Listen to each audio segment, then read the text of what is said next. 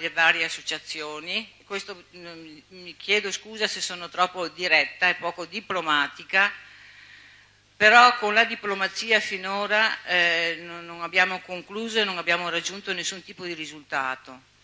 Noi dobbiamo fare un salto di qualità, questa è un'opportunità con questi stati generali delle donne e quindi dobbiamo coglierla questo momento e cercare di trovare il dopo di questo percorso che si celebra oggi e costruirlo con una prospettiva su degli obiettivi specifici, individuando in una maniera molto precisa gli interlocutori con i quali dovremmo rapportarci, perché noi possiamo proporre 100 miliardi di cose, anche le più belle, ma se non troviamo ascolto ricadono nel vuoto come tutto nel passato.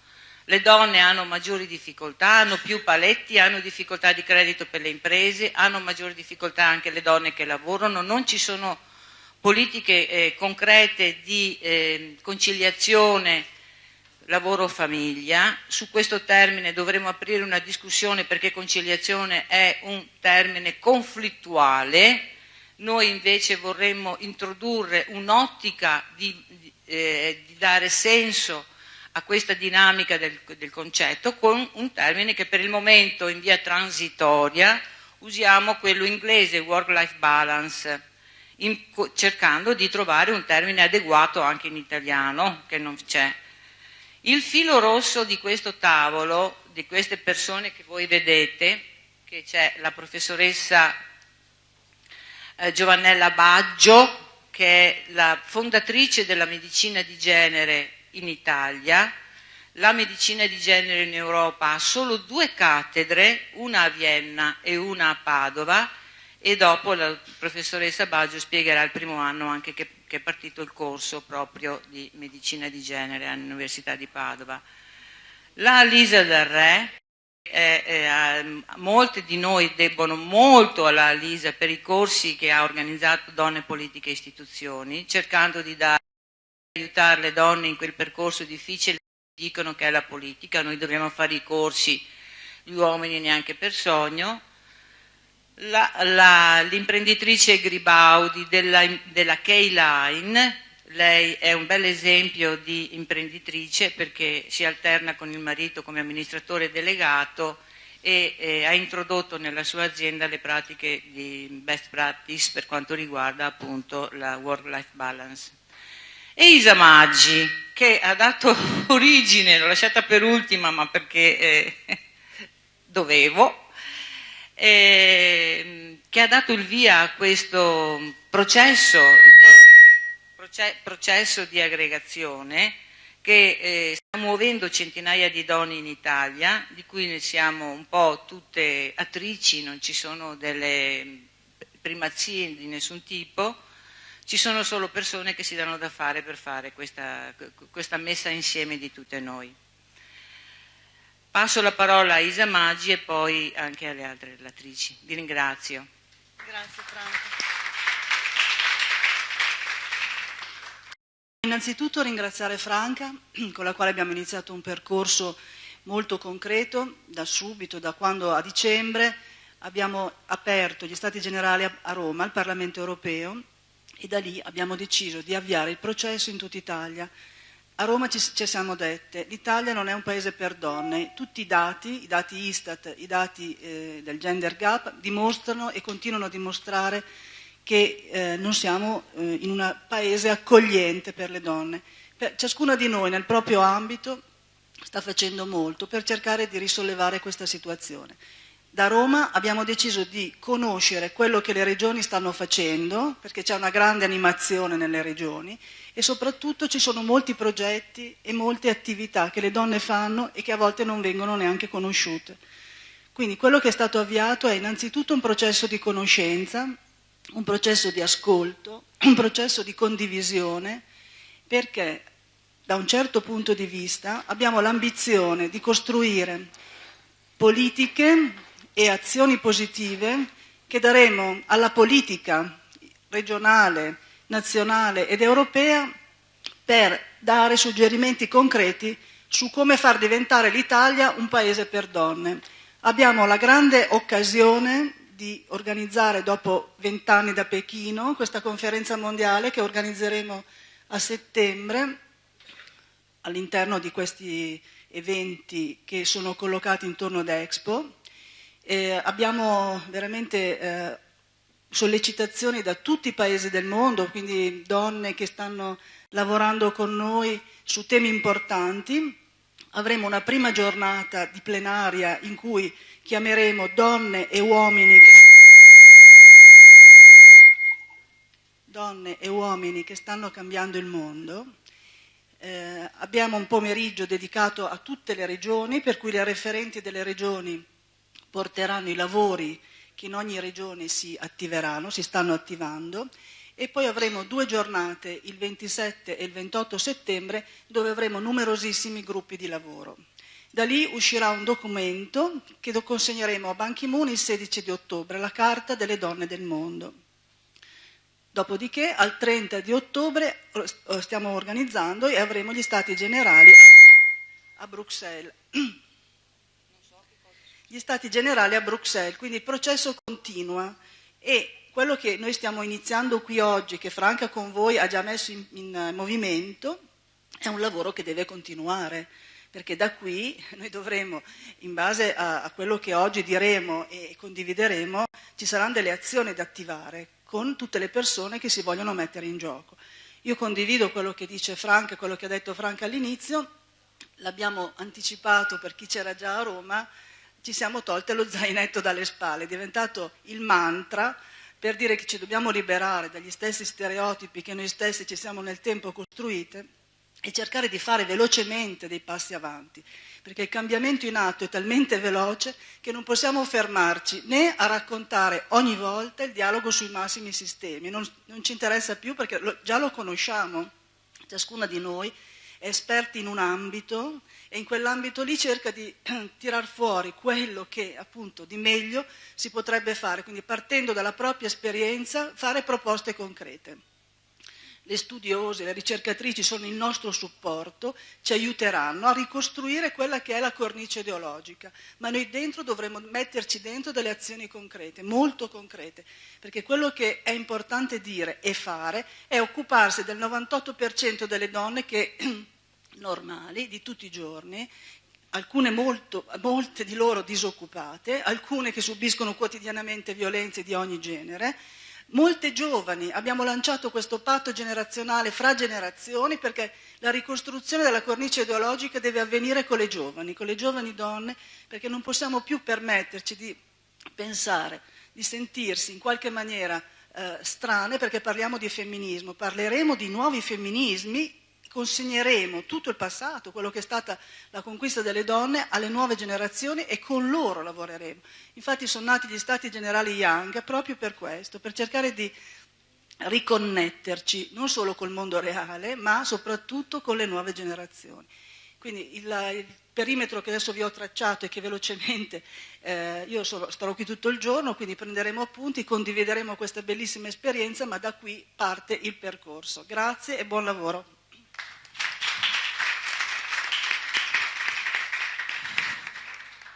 Ringrazio Isa e adesso do la parola a Simonetta Tregnago, Presidente della Commissione Pari Opportunità, che vorrei che fosse stata al tavolo, scusa, grazie.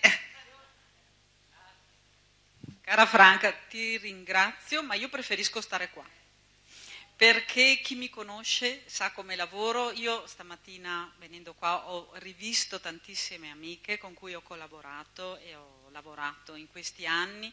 Dal 2007 sono Presidente della Commissione Pari Opportunità della Regione del Veneto, volgo finalmente al fine nell'esperienza perché è giusto il rinnovamento anche in queste situazioni, perché rinnovamento vuol dire nuove idee, nuovo entusiasmo, nuova voglia di fare e anche nuova visione di quella che è la società veneta di questi anni. Dal 2007 mi sono resa conto di quante cose sono cambiate anche nel nostro Veneto, che è una regione apparentemente chiusa, ma invece molto viva, molto fertile e molto attenta a quelle che sono le esigenze dei propri cittadini. Grande apporto è stato dato dalle donne, sono molto orgogliosa di quello che abbiamo fatto in questi anni, dal 2007 a oggi, e vedo qua anche presenti componenti delle passate commissioni pari opportunità e ringrazio tutte dell'apporto che è stato dato. E il ruolo della Commissione è un ruolo di promozione culturale, di sviluppo e propedeutica a quelle che sono le leggi e le decisioni della Giunta regionale. Abbiamo cercato di dare del nostro meglio, il nostro apporto e, ripeto, mi sembra di vedere un buon risultato in questi anni.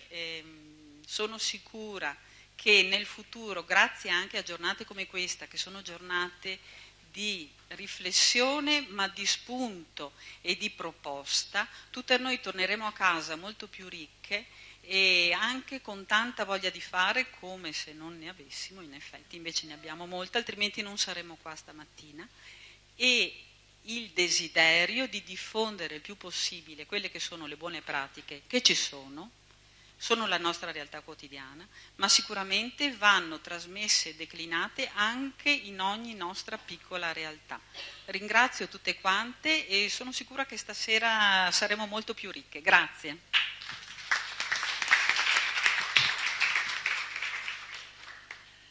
Passo la parola alla consigliera di parità.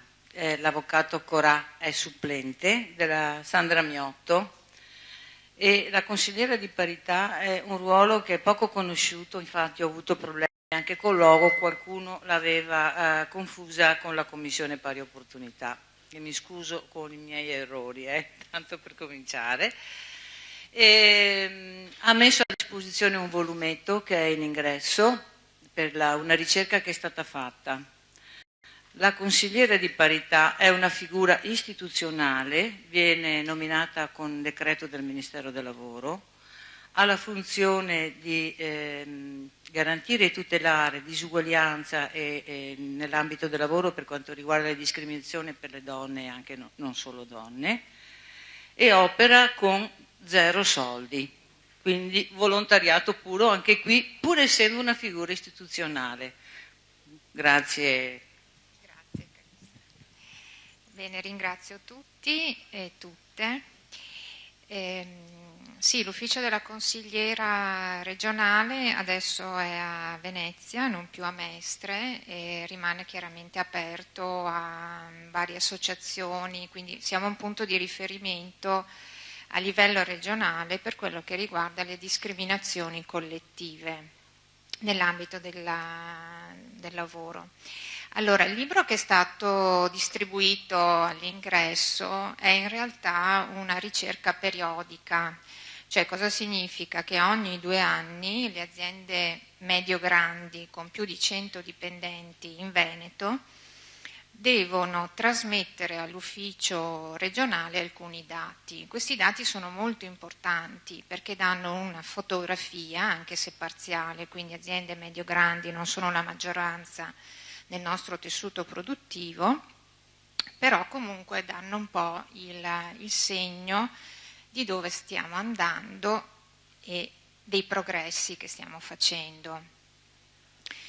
Quindi è un punto di partenza che io spero sarà oggetto di riflessione, di spunti anche dal mondo accademico, dai sindacati, per i prossimi mesi. Allora, io ho pensato per oggi di darvi alcuni dati e visto che stiamo parlando di cosa si andrà a fare, di vedere soprattutto le cose che ancora rimangono da risolvere. Le aziende che hanno risposto sono 1100, quindi è un numero abbastanza rilevante. Queste aziende hanno 550.000 dipendenti, quindi la fotografia è abbastanza ampia. Stiamo parlando della fine del 2013 come periodo e aziende che per la maggior parte, circa il 40%, ha meno di 150 dipendenti. Un primo dato a mio avviso interessante è che il tasso di femminilizzazione è più alto nelle grandi aziende, quindi più l'azienda è grande e più attrae, accoglie, utilizza le donne al suo interno. Che tipo di fotografia è questa? Vengono rilevate le assunzioni e i licenziamenti, quindi chi viene assunto e chi viene licenziato, le tipologie contrattuali, la formazione e la retribuzione. 3 sono i dati che io ho pensato così di portarvi oggi. Uno è quello del tipo di contratto che viene offerto alle donne. Poi la possibilità di fare carriera. Attenzione, perché questo è un dato molto importante se noi teniamo presente che sono aziende medio-grandi, quindi aziende che offrono opportunità di carriera. Vedremo che tipo di carriera viene offerta. E altro dato, che è quello che più incuriosisce gli uomini, è lo stipendio. Perché una cosa che io ho notato un po' in tutti i settori, sindacalisti, imprenditori, è che quando si parla di, chiamiamo ancora oggi, conciliazione, lo sguardo è, come dire, di sufficienza. Cioè, sotto sotto si dice, ma chi è che fa i figli? La donna, quindi di cosa stiamo parlando? Ma quando parliamo di retribuzione, lo sguardo si fa un po' più incerto e molti uomini dicono no, è impossibile. Molti sindacalisti, quando abbiamo presentato in varie sedi istituzionali questo report, sono rimasti allibiti, hanno voluto, come dire, capire meglio se si trattava di un errore oppure se effettivamente era un dato reale. Quindi 2 parole per ciascuna di queste questioni. Allora, abbiamo una conferma, sono purtroppo tutte conferme, di una discriminazione che c'è anche in Veneto. Quindi l'87% degli uomini ha un contratto a tempo pieno e indeterminato. Il 56% invece solamente delle donne ha un contratto a tempo pieno e indeterminato. Il part-time, il 37% di donne ha un part-time. Quanti uomini? Il 5% degli eroi, diciamo, che osano chiedere il part-time. Ci chiederemo cosa fanno nel tempo rimasto a loro disposizione. Diciamo, i dati Istat dicono che in Veneto in un giorno un uomo svolge 1 ora e 46 minuti di lavoro domestico, una donna ne svolge quasi 5. Questo è l'Istat, non è il nostro, diciamo. Nel volumetto abbiamo non solo inserito i dati che riguardano il nostro report, ma anche quelli Istat, per darvi un po' un contraltare, anche una definizione, un'indicazione di altri aspetti. Bene, diciamo che a nostro avviso questo è il grosso problema, cioè noi, ma dico anche noi qui adesso, noi tutte adesso probabilmente, accettiamo che si perpetui un modello tradizionale di suddivisione dei ruoli. Questo è un grosso problema, quindi non solo dal punto di vista culturale, ma poi anche dal punto di vista economico, perché sapete che i part-time sono contratti molto fragili.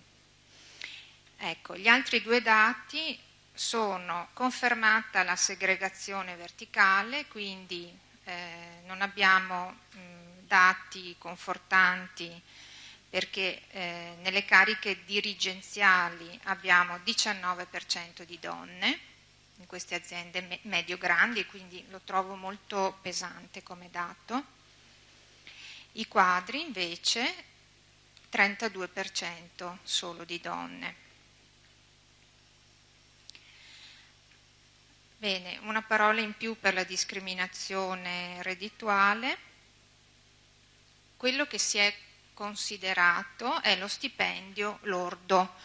Quindi, apro una parentesi, i dati vengono richiesti uguali a livello nazionale, cioè noi abbiamo una griglia ministeriale che chiede alle aziende di fornire i dati. Vengono richiesti quindi gli importi al lordo, quindi si parla di monte retributivo che comprende super minimi, straordinari, premi di produzione, eccetera.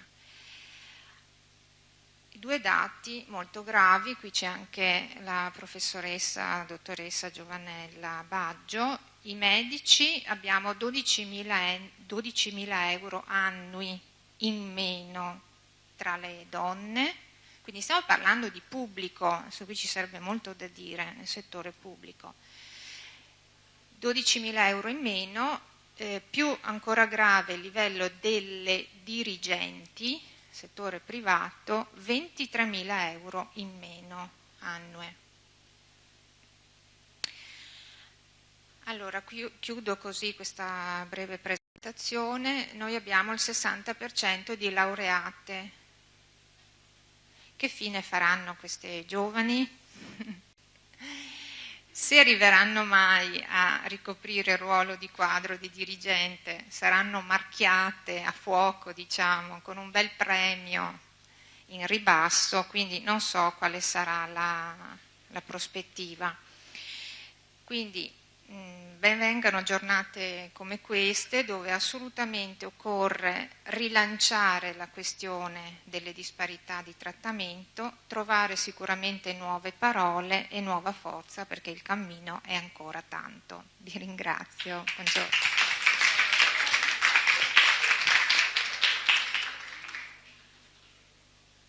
Io ringrazio, cioè cominciamo bene, proprio cominciamo molto bene per capire, già sono dati che conosciamo, non è che stanno cadendo dal cielo, però toccare con mano dati e numeri fa una certa impressione, è un'impressione, siamo impressionati continuamente sostanzialmente, ecco.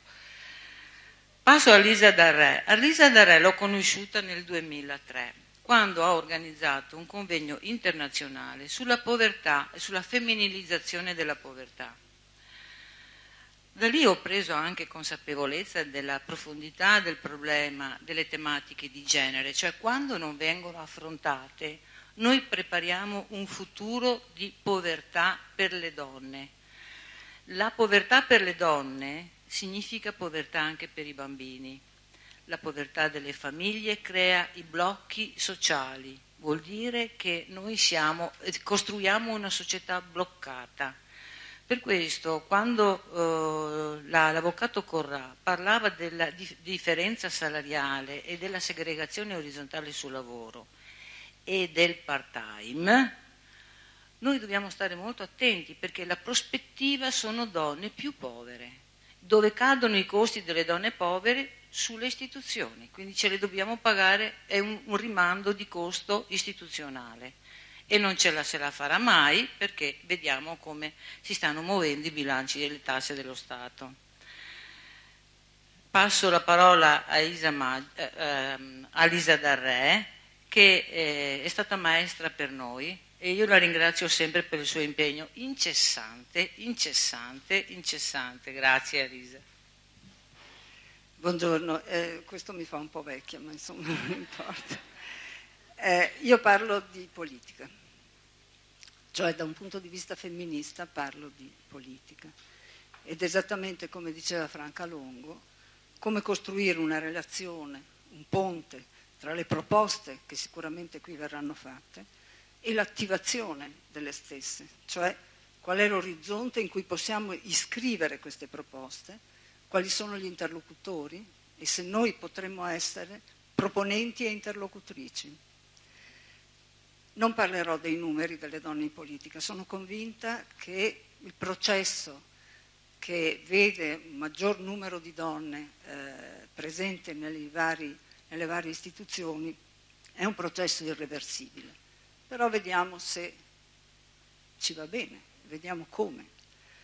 L'assenteismo delle ultime elezioni ci ha confermato che le forme tradizionali di associazione politica, partiti, sindacati, non hanno più l'efficacia di un tempo né detengono la fiducia dei cittadini. Esse si sono appiattite all'interno dello Stato, ne dipendono e ne sono costitutive.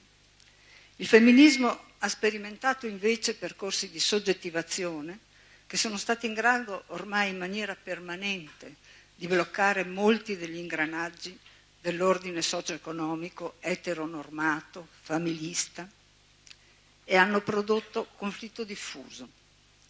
A partire dal riconoscimento del valore che le vite in generale, e in particolare i corpi sessuati e le condotte sessuali, hanno per il mantenimento e la riproduzione del sistema stesso. È un'analisi che il femminismo in Italia ha fatto molto approfonditamente a partire dagli anni 70. Ma non è bastato, perché non si è costituito un orizzonte di cambiamento. Non è sufficiente che si sia messo fine a quel processo di emancipazione femminile sostenuto dalla politica progressista che assimilava le donne a un gruppo sociale svantaggiato e oppresso. La leva potente del cambiamento non ha costituito un orizzonte credibile. Il conflitto c'è stato, pagato persino con i corpi e le vite nell'uso di pratiche illecite fuori norma, vedi le tematiche della liceità della contraccezione, dell'interruzione volontaria di gravidanza o della fecondazione assistita, ma si è spento nelle nuove norme e nelle nuove libertà e non ha saputo andare oltre. In questo contesto, anche il concetto di rappresentanza da un punto di vista di genere deve essere rivisto. Ciò che si presentifica attraverso l'azione rappresentativa formale è un assente, perché il rappresentante, autorizzato a ciò da chi lo ha eletto, è libero di prendere le decisioni che crede, dato che il soggetto rappresentato non ha realtà né esistenza politica al di fuori o prima del suo essere appunto rappresentato. I corpi dei rappresentati scompaiono, come del resto il loro volere. E l'elemento che crea maggiore sfiducia nella politica tradizionale è appunto la scomparsa dei corpi.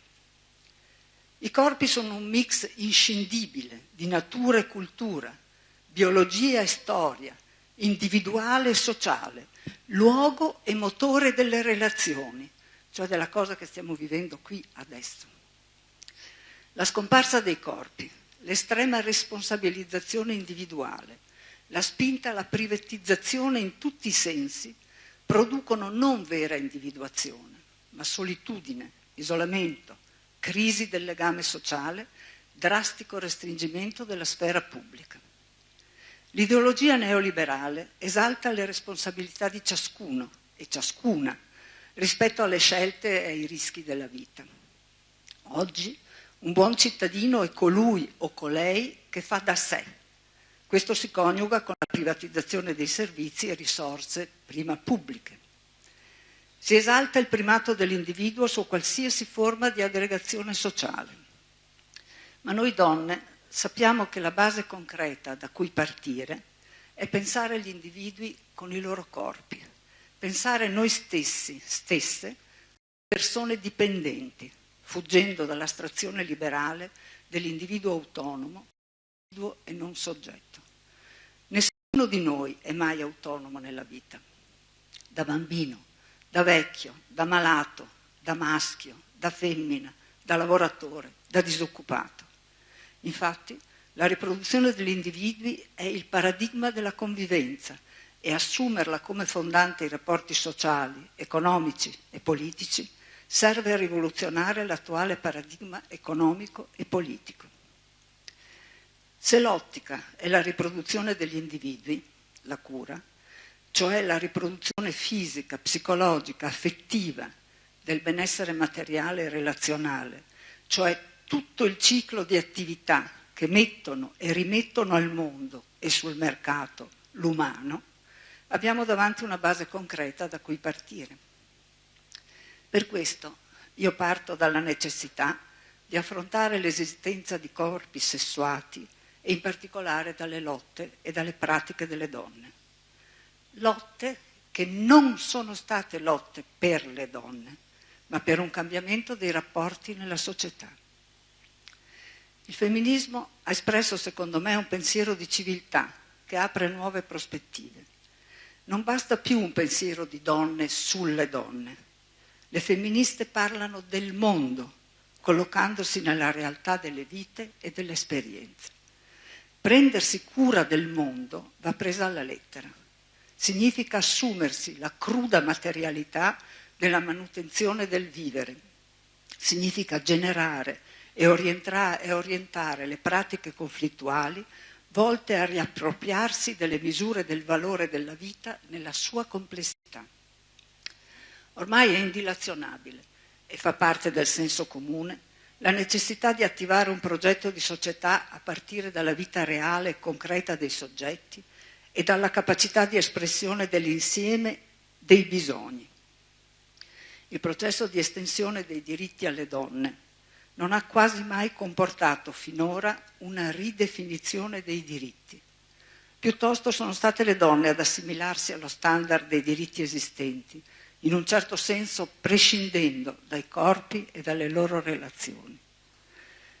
Per costruire un rapporto tra politica e libertà femminile, in cui la dimensione orizzontale, quella che viviamo noi qui adesso, è quella in cui dovrebbero formarsi, attraverso relazioni faccia a faccia, scelte e decisioni circa la vita comune e, più in generale, circa ciò che deve e bene che sia considerato comune, la dimensione del corpo e del sesso non può che essere cruciale.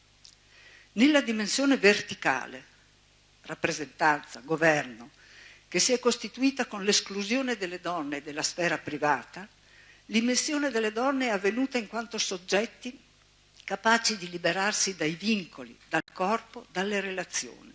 In una parola, capaci di assimilarsi allo standard dei diritti, diventare come gli uomini, segno di emancipazione, non necessariamente di soggettività e libertà femminile.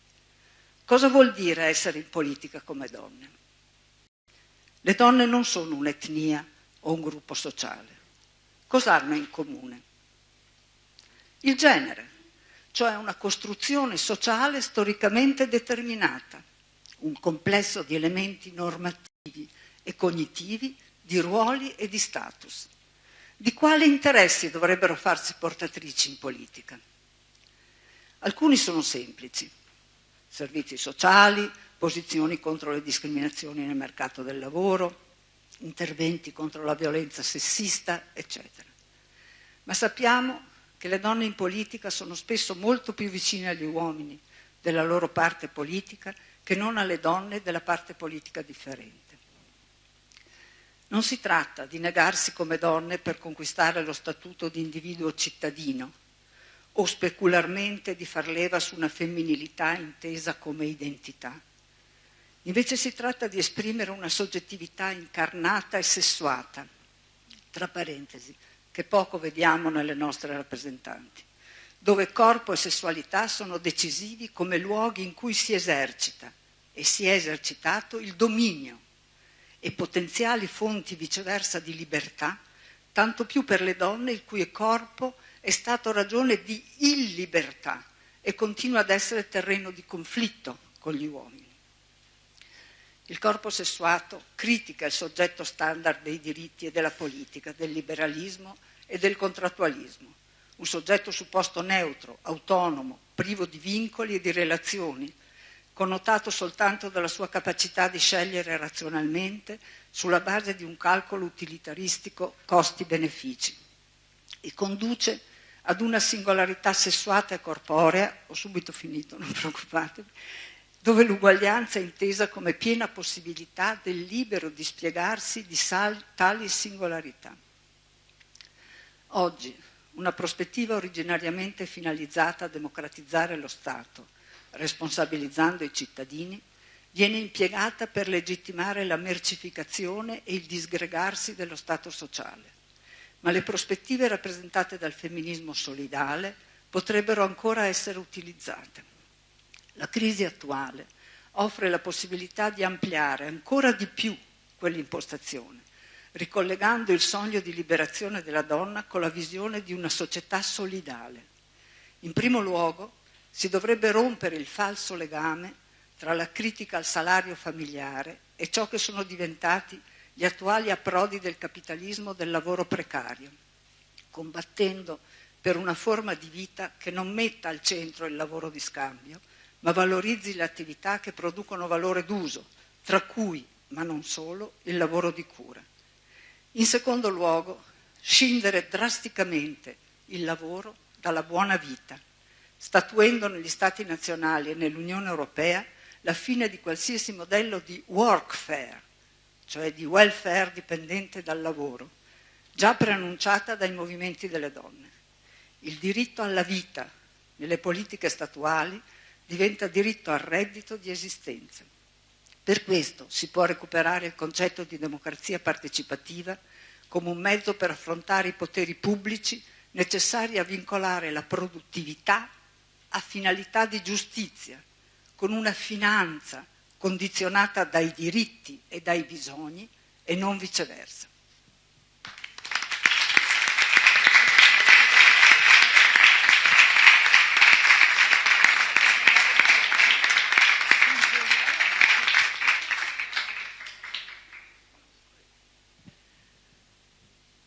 Siamo senza parole, è vero?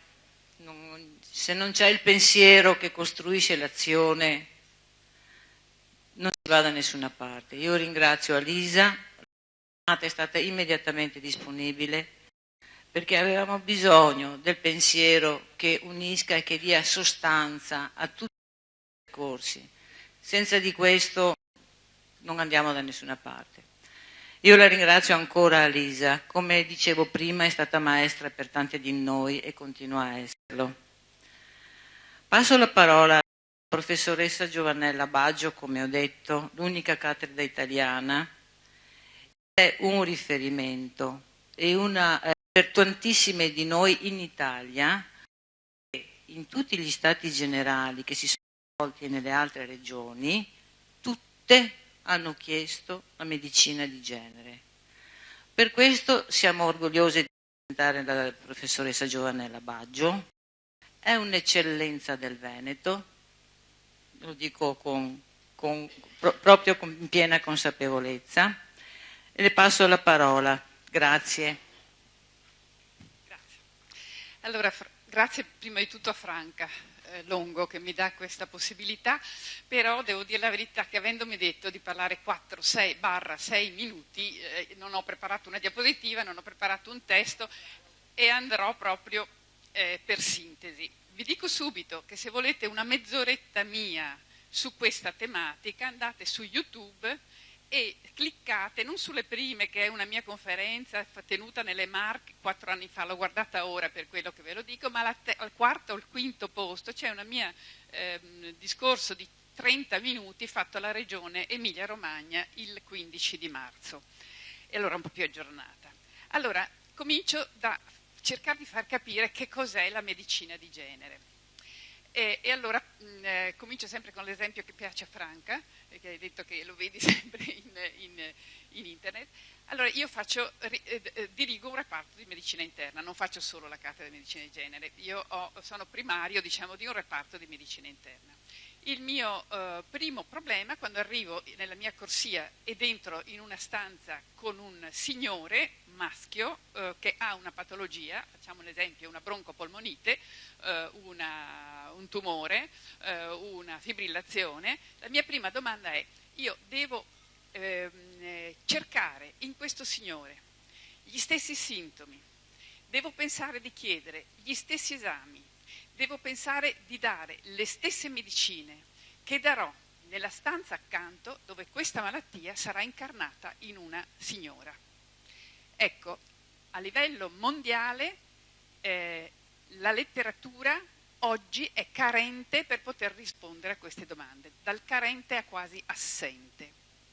Là dove la letteratura c'è, si vedono delle differenze abissali e tutto quello che noi facciamo quotidianamente nel nostro lavoro non tiene conto di queste differenze. Quindi la medicina di genere non è solo la salute della donna oppure la medicina delle malattie tipiche della donna, tipo l'apparato riproduttivo, il seno, la cosiddetta sindrome del bikini, cioè per decenni la medicina ha focalizzato nella donna le patologie dell'apparato riproduttivo. Il resto del corpo della donna è stato un pochino dimenticato. Medicina di genere vuol dire proprio capire quali sono i percorsi diagnostici e terapeutici di fronte alle malattie quando sono incarnate nell'uomo e incarnate nella donna. Perché è successo questo? Negli ultimi 50 anni, io sono laureata da 42 anni, da quando io sono laureata la medicina è stata quasi completamente riscritta. Ma tutto quello che abbiamo meravigliosamente scoperto in questi 40 anni è stato scoperto su lavori epidemiologici, su lavori importantissimi e anche su animali da esperimento, condotti quasi esclusivamente su un sol sesso, se è l'animale, su un sol genere, se sono lavori sull'uomo e sulla donna. E il sesso femminile è stato quasi completamente dimenticato, tranne in una o due patologie. Faccio due esempi per rendervi conto. L'esempio delle malattie vascolari, la donna, sapete qual è la prima causa di morte della donna? La prima causa di morte della donna è l'infarto del miocardio. Ora, l'infarto del miocardio è nel pensare collettivo, anche medico, una patologia tipicamente maschile, primo problema. Secondo, l'infarto del miocardio è molto diverso nella sua presentazione come sintomi nell'uomo rispetto alla donna. Nell'uomo c'è il tipico dolore anteriore, senso d'angoscia. La donna può non avere dolore anteriore, può avere dolore dalle altre parti, può non avere dolore, avere un po' di mancanza di respiro, può avere un po' di ansia. La donna con infarto del miocardio acuto spesso va in area verde invece che andare in area rossa e non va nei reparti corretti. Infatti la mortalità della donna nella fase acuta e nella fase di ospedalizzazione per un infarto del miocardio è molto superiore a quella dell'uomo. Questo tanto per farvi un esempio. Altra cosa importantissima, tutti i lavori che ci hanno indicato in questi 40 anni quali sono i fattori di rischio per l'arteriosclerosi. L'infarto è una complicanza di una placca aterosclerotica, quindi è diciamo proprio la malattia più importante dell'arteriosclerosi. Tutti questi lavori che ci hanno indicati qual è la prevenzione che si deve fare sono stati condotti al 100%, non al 70%, al 100% sugli uomini. Quindi noi sappiamo che il colesterolo fa male, che il diabete fa male, che l'ipertensione fa male, che l'obesità fa male, eccetera, ma questo lo sappiamo solamente su lavori condotti sull'uomo. Infatti le grandi campagne per la prevenzione dell'arteriosclerosi hanno determinato un calo del 40%, scusate la voce, anche nella nostra regione Veneta, del 40% di diminuzione di mortalità per infarto del miocardio nell'uomo e non hanno dimostrato alcuna efficacia nella donna se non negli ultimi 5-6 anni. Questo tanto per dirvi un primo esempio. Faccio un secondo flash. Quanti minuti ho? Cancro del colon. Il cancro del colon nella donna molto spesso ha una localizzazione diversa che nell'uomo, è nel colon ascendente invece che di essere nel colon discendente. Non è sempre così o sempre colà, ma nel colon discendente troveremo cancri molto più a carico della donna, nel colon discendente troveremo cancri molto più frequenti nell'uomo. Ora, il cancro del colon ascendente non dà sintomi di sé, se non quando è completamente chiuso il tubo. Il cancro del colon ascendente, cosa ancora più importante, non dà sangue occulto nelle feci. E il nostro screening di base più tranquillo, più sicuro? Farmacologia, ultimo esempio. I farmaci, sarebbe qui da parlare ore, sapete, i farmaci hanno azioni diverse nelle donne, sono stati controllati e sperimentati solo negli uomini, hanno effetti collaterali differenti e molto superiori nella donna. e anche livelli di tossicità molto superiori della donna. D'altronde, qui abbiamo degli avvocati, le linee guida, e noi oggi siamo costretti come medici a lavorare badando alle linee guida, sono state costruite su lavori che sono stati, come ho detto ora, fatti solamente nel sesso maschile. Quando io non scrivo, non seguo una linea guida, devo nel diario clinico del mio paziente dire: non ho messo il beta bloccante nel signore o nella signora tal dei tali in questa fase di scompenso cardiaco, perché nel diario clinico lo devo scrivere. Quindi noi, di fronte a queste linee guida che dobbiamo applicare anche alle donne teoricamente, noi andiamo anche davanti ai giudici. Cosa voler in questa carrellata, che cosa dirvi? A che punto siamo a livello nazionale? A livello nazionale abbiamo depositate in Parlamento due proposte di legge da 2 anni, una fatta poi proposta proprio dalla nostra Delia Murer, una da Bea e Vargio, che sono molto simili, sono ancora lì ferme. La Boldrini ci ha promesso che appena la Commissione ci lavorerà la porterà in votazione. Che dire a livello della mia esperienza come prima cattedra in Italia di medicina di genere? Allora, lo dico a voi perché mi capite più di altri. La cattedra di medicina di genere ben venga e speriamo che ne nascano ancora, ma se rimane così non ha un senso, va bene? Perché non può essere che io ho un corso in cui ho questi studenti qui che sanno le differenze di genere, poi questi studenti vanno a studiare la gastroenterologia, la cardiologia, la chirurgia, la reumatologia e non gli viene per niente detto nessuna differenza di genere. Quindi la cattedra di medicina di genere è solo un motore di avviamento, quindi è un motore di avviamento che entro 5-10 anni, forse 5 diciamo, forse deve completamente scomparire. Come siamo messi a livello regionale?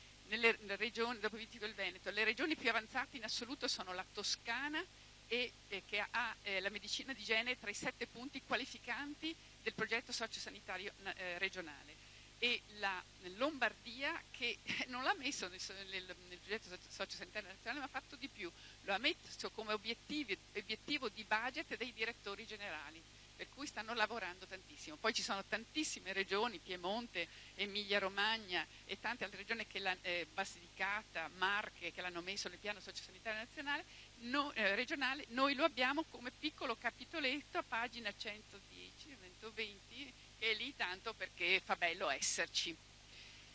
A febbraio è stato istituito, dopo che io l'avevo chiesto nel 2010, un centro regionale sulla medicina di genere senza fondi. Vedremo di farlo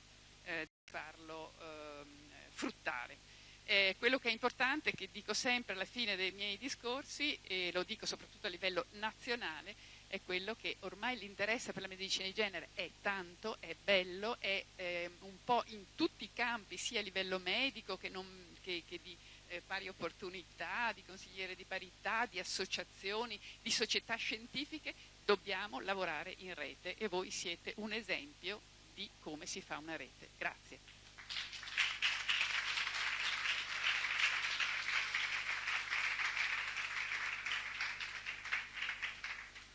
Grazie professoressa Giovanella Baggio. Ogni intervento funziona? Sì. Ogni intervento ci chiama alla rete. La rete sta dando uno strumento di spinta incredibile, noi dobbiamo sfruttarla.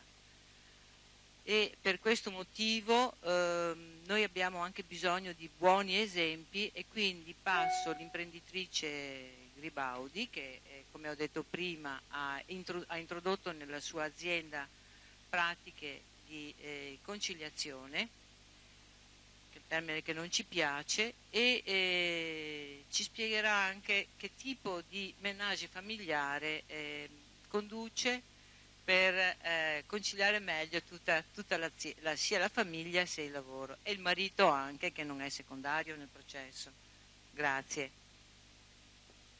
Buongiorno a tutti, grazie dell'invito. Mi fa estremamente piacere vedere tutte queste donne. Io vengo dal mondo dell'imprenditoria. vicino così? Ok, va bene.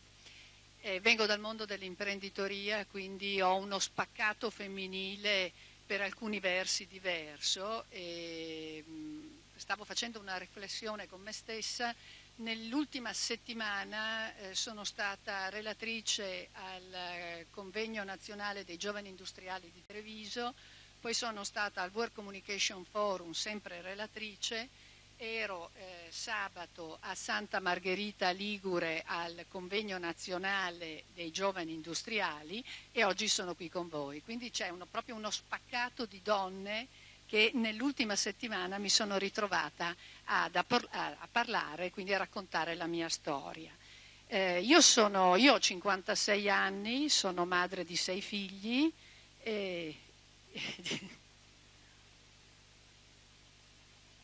madre di 6 figli, sono un'imprenditrice, io sono nata a Torino, quindi ho lavorato i primi anni nel family business d'origine, quindi noi producevamo cucine industriali, poi alla terza generazione il business è stato venduto, io ho avuto altre attività commerciali, per poi essere inserita sempre di più, essere coinvolta, cooptata per tutta una serie di caratteristiche, di attitudini, no, nel business, di essere cooptata nel family business legato alla famiglia di mio marito, che si chiama Massimo Bianchi. I Bianchi sono rimasti l'ultima e l'unica famiglia al mondo come family business che fanno chiavi e duplicatrici. Nasce il business a Cibiana di Cadore nel 1770, quindi siamo all'8ª generazione. Okay? Quindi io rappresento un'azienda metalmeccanica, quindi un'azienda metalmeccanica dove sono amministratrice unica e dove non ricopro questo ruolo per dinastia o per sangue, no? Ma c'è stato tutto un passaggio. Nel 2002 decidiamo di fare questa alternanza di 3 anni in 3 anni. Che cosa vuol dire? Che di 3 anni in 3 anni siamo amministratori. Perché? Perché intanto chi in quel momento fa l'amministratore ha meno tempo per fare formazione, perché una delle cose fondamentali per continuare a lavorare e a sopravvivere in questo periodo storico è la formazione. Senza la formazione non andiamo da nessuna parte. Quindi siamo entrambi manager operativi, però nel momento in cui uno non è amministratore ha la possibilità di utilizzare un monte ore per continuare a fare formazione. Quindi al di là dell'età e dei ruoli che ricopriamo, non c'è niente da fare. Se io devo fare alzare l'asticella all'interno del mio gruppo di lavoro, la prima che deve mettersi in discussione sono io, la prima che deve andare a studiare e fare formazione sono io, se no non andiamo da nessuna parte. Questo che cosa vuol dire? Che il nostro gruppo di lavoro si è abituato ad avere al posto di comando questa alternanza di un uomo e una donna, nel rispetto dell'essere diversi. Quindi io ho un modo che è le mie attitudini, poi il fatto che di genere sono una donna e quindi ho un approccio culturale, professionale diverso dal suo. All'inizio non è stato facile, poi però ci sono stati tutta una serie di vantaggi, perché questo vuol dire che intanto ti confronti con una persona che fa lo stesso mestiere, quindi noi non crediamo più alla figura dell'imprenditore, crediamo invece che possano esistere dei confronti allo stesso livello dove possiamo darci dei suggerimenti oppure criticarci, e questa è stata una delle prime cose. Poi che cosa abbiamo fatto? Su cosa io ho insistito? Quindi noi siamo un'azienda metalmeccanica e siamo passati da un 10% di presenza di donne a circa un 38%.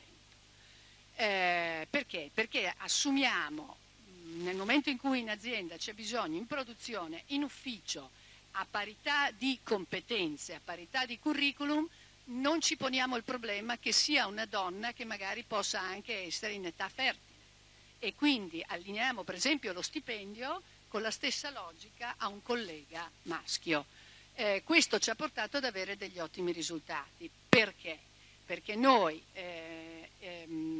abbiamo fortemente cambiato il nostro modello di business nel 2007, quindi mentre eravamo molto concentrati nel mercato italiano e meno nel mercato americano, di fronte alla crisi che avanzava abbiamo stravolto il modello di business e quindi siamo passati da un 15% fuori dall'Italia, un 85% in Italia, ha un 85% fuori dall'Italia, un 15% in Italia. E quindi siamo andati a investire in paesi che in quel momento ci facevano da volano. Come l'abbiamo fatto? Allora, formazione. Abbiamo investito in ricerca e sviluppo e personalmente ho assunto giovani e donne. Giovani e donne, circa il 70% negli ultimi 3-4 anni sono sotto i 30 anni. Quando parlo di giovani e donne parlo sia in produzione che negli uffici, che ai vertici. Perché assumo donne? Beh, è molto semplice, non è perché è politicamente corretto e perché sono una donna, ma perché lo ritengo strategico. Strategico per un motivo molto semplice. Noi abbiamo nel nostro DNA il concetto della sopravvivenza. Noi diamo la vita.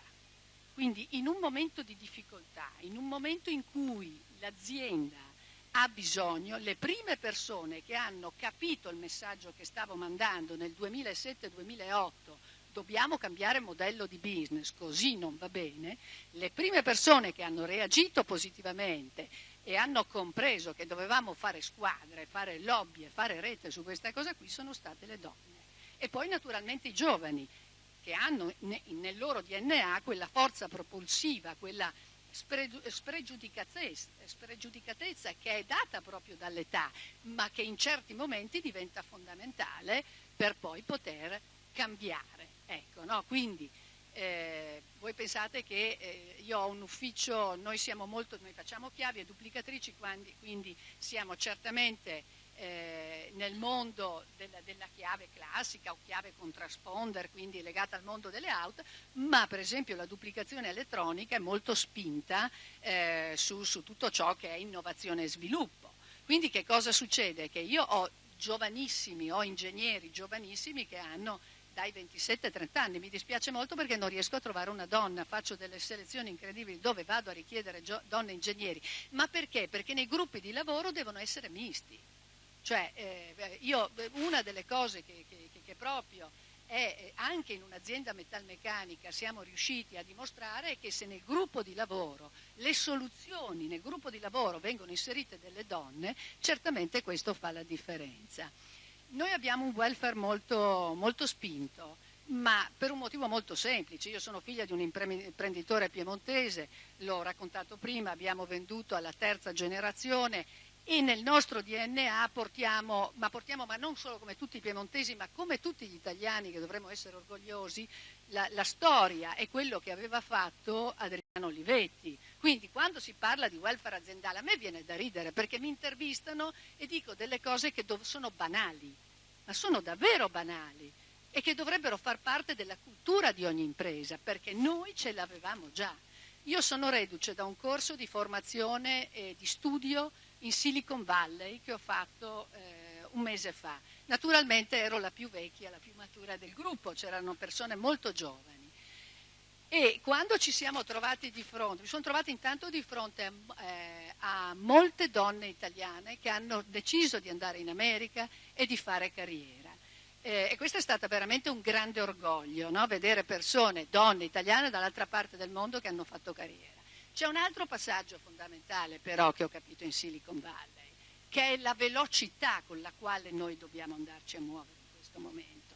La velocità è il linguaggio che dobbiamo usare, perché se noi vogliamo aprire i nostri gruppi di lavoro dobbiamo aprirlo ai giovani e sui giovani e soprattutto sulle donne dobbiamo imparare a usare un linguaggio diverso. Io sono una che da un punto di vista tecnologico, cioè intendo dire l'uso di Twitter, Facebook e LinkedIn, ho sempre avuto non una grande attitudine. Ho però compreso e mi hanno tirato per le orecchie tutte queste giovani donne che ho conosciuto. Mi è capitato molto spesso anche di tenere delle lezioni all'università in Italia, quindi mi è capitato di parlare di fronte a migliaia di persone che dopo di giovani e di donne che poi mi chiedono il contatto. O io imparo velocemente a usare il loro modo di comunicare o altrimenti sono tagliata fuori. Quindi questo è, secondo me, un'analisi anche sulla quale dovremmo andare a ragionare su come e che tipo di linguaggio dobbiamo utilizzare per avere al nostro fianco i giovani e soprattutto le donne.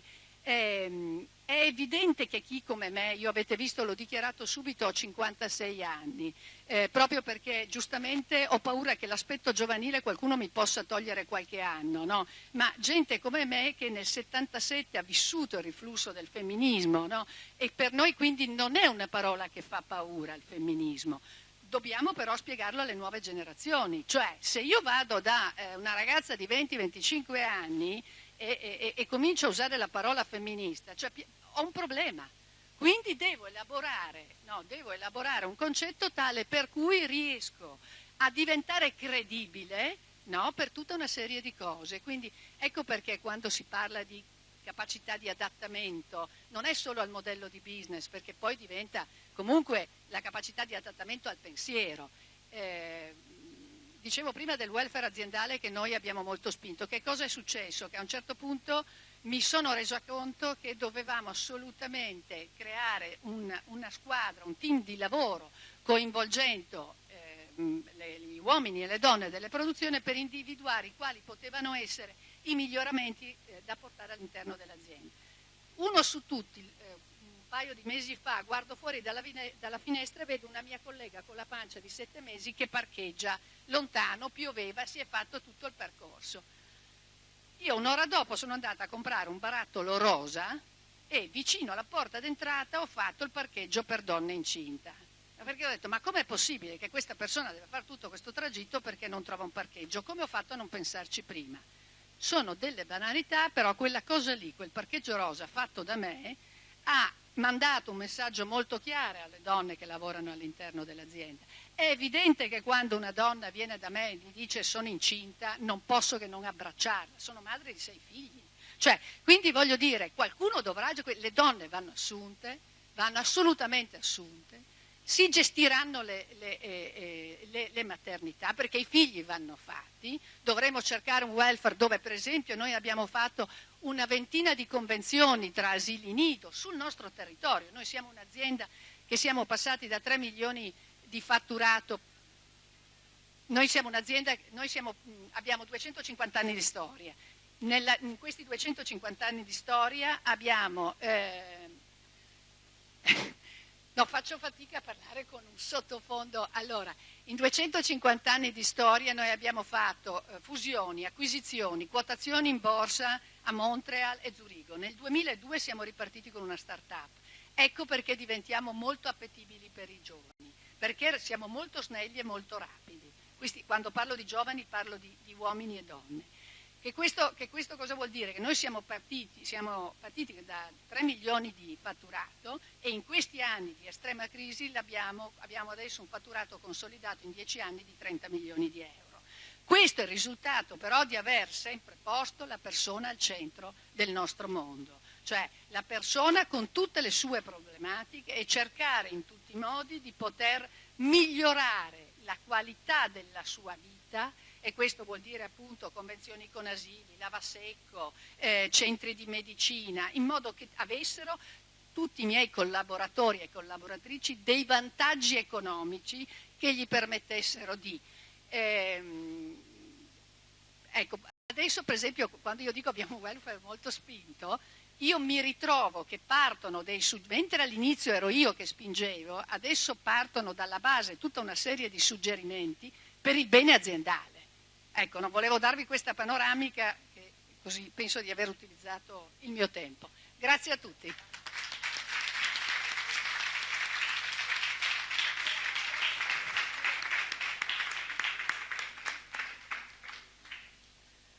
Io ringrazio tutte le persone che sono intervenute, perché come si evince dagli interventi, si vede che operano con un'ottica speciale, quella del concetto di bene comune, è fuori dal concetto del profitto, è un concetto di bene comune, ne trae beneficio chi lo esercita e ne trae beneficio l'intera collettività, in una forma di interazione che è poco conosciuta, è fuori dallo schema dei valori che la politica ci propone.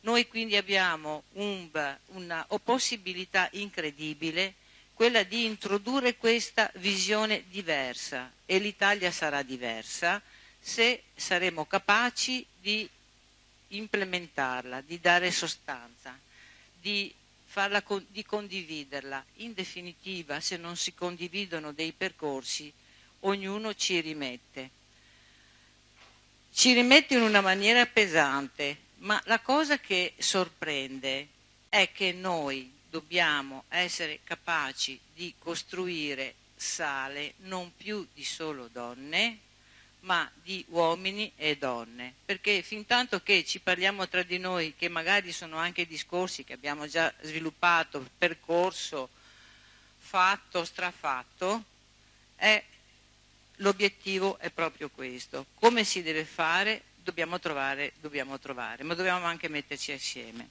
Io ringrazio tutte le persone che hanno partecipato al tavolo iniziale in una maniera molto molto molto profonda, perché hanno condiviso esperienze, hanno condiviso pensieri, hanno condiviso lavori e mi auguro che siano anche il filo rosso che condurrà tutta la giornata. Grazie. Milvia. Chiamo Milvia Boselli all'appello, biologa dell'Università di Padova, fa parte di un'associazione Everest K2, lei fa parte della pista dell'Everest, giù dal Nepal da più anni, ha visto il Nepal cambiare, ha visto il Nepal crollare. In questo senso lei è qui non come biologa o ricercatrice, ma come forma di solidarietà per la presentazione di un suo libro che ha scritto e per cercare di promuovere una raccolta fondi che lei sta facendo in tutto il Veneto e anche oltre. Grazie Milva, a te. Sì, grazie. Oggi io vi parlo appunto di questo paese lontano e delle donne di quel paese, anche se le relazioni, devo dire, che sono state fatte molto molto interessanti, mi hanno stimolato e mi sarei portata a portare un contributo anche sul percorso lunghissimo che abbiamo fatto in Italia e che dobbiamo fare.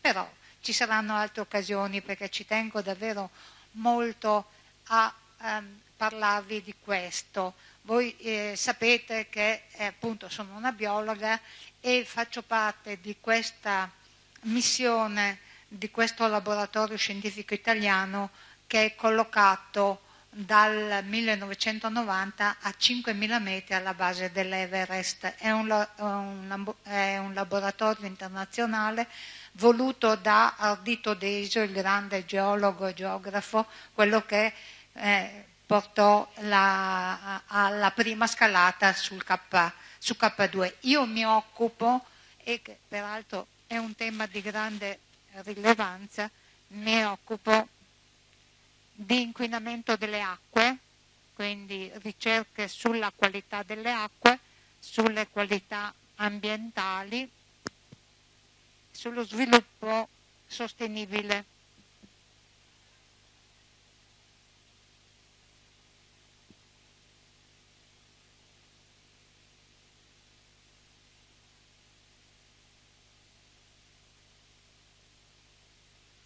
Ecco, vediamo, ecco sì. Quindi mi occupo dell'acqua, dello sviluppo sostenibile, del turismo sostenibile e dell'impatto del turismo sull'ambiente naturale di questo paese straordinario con le vette più alte del mondo. Ecco. E in questi più di 20 anni di ricerche sul Nepal, però non abbiamo fatto solo ricerche fine a se stesse o fine della pubblicazioni, ma abbiamo costruito una relazione fra l'Università di Padova e l'Università di Tribhuvan a Kathmandu, quindi uno scambio accogliamo professori e studenti ogni anno presso la nostra università. E abbiamo anche portato avanti un progetto di cooperazione con la popolazione Sherpa, per cui abbiamo tradotto i risultati delle nostre ricerche in benefici per la popolazione. Quindi abbiamo allestito un piccolo laboratorio per l'analisi delle acque a 4.000 metri, abbiamo formato personale locale presso la nostra università perché possa continuare le ricerche, abbiamo dotato i lodge di purificatori dell'acqua per evitare che i turisti abbandonino poi 46.000 chilogrammi all'anno di bottiglie vuote insieme ad altri rifiuti e quindi inquinando ambienti bellissimi dove il riciclaggio non è possibile perché vorrebbe dire portarli in elicottero a valle. Detto questo, voglio dirvi che io ho conosciuto in questi più di 20 anni, l'ultima volta sono tornata poco prima, ad aprile, poco prima del drammatico terremoto, ho conosciuto le donne nepalesi, ho conosciuto le donne Sherpa. Le donne Sherpa, l'etnia Sherpa, questa che vive nella valle dell'Everest, è un'etnia più paritaria, le donne vanno a scuola, le bambine vanno a scuola, è una etnia dove le donne hanno dei diritti rispetto ad altre etnie che vivono in Nepal. Ho conosciuto le donne impegnate nella ricerca, le donne universitarie, le donne, anche se la condizione della donna ovviamente è una condizione difficile, la famiglia è patriarcale, la struttura è patriarcale, le donne sono impegnate nell'agricoltura in gran parte e in ambiente domestico. Però ho anche visto dei grandi cambiamenti. Ad aprile, a marzo quando ero, ho partecipato a una grande manifestazione di ragazzi e di ragazze contro la violenza di genere. Quindi le donne consapevoli dei propri diritti, ma di migliaia di ragazzi e di ragazze. Ho anche con me il giornale che riporta questa notizia. Ho conosciuto le donne impegnate nella politica, nella ricerca, all'università. Sai, Lisi, c'è si parla di un centro anche lì di politiche di genere. C'è una professoressa Uma Koirala che si occupa. Pensate che anche in Nepal, nello studio di questa professoressa, ho trovato il manifesto del One Billion Rising, anche a Kathmandu, quando noi in tutto il mondo, anche a Kathmandu le donne scendono per i diritti. E ci sono stati, siccome si parla di 20 anni da Pechino, chiudo,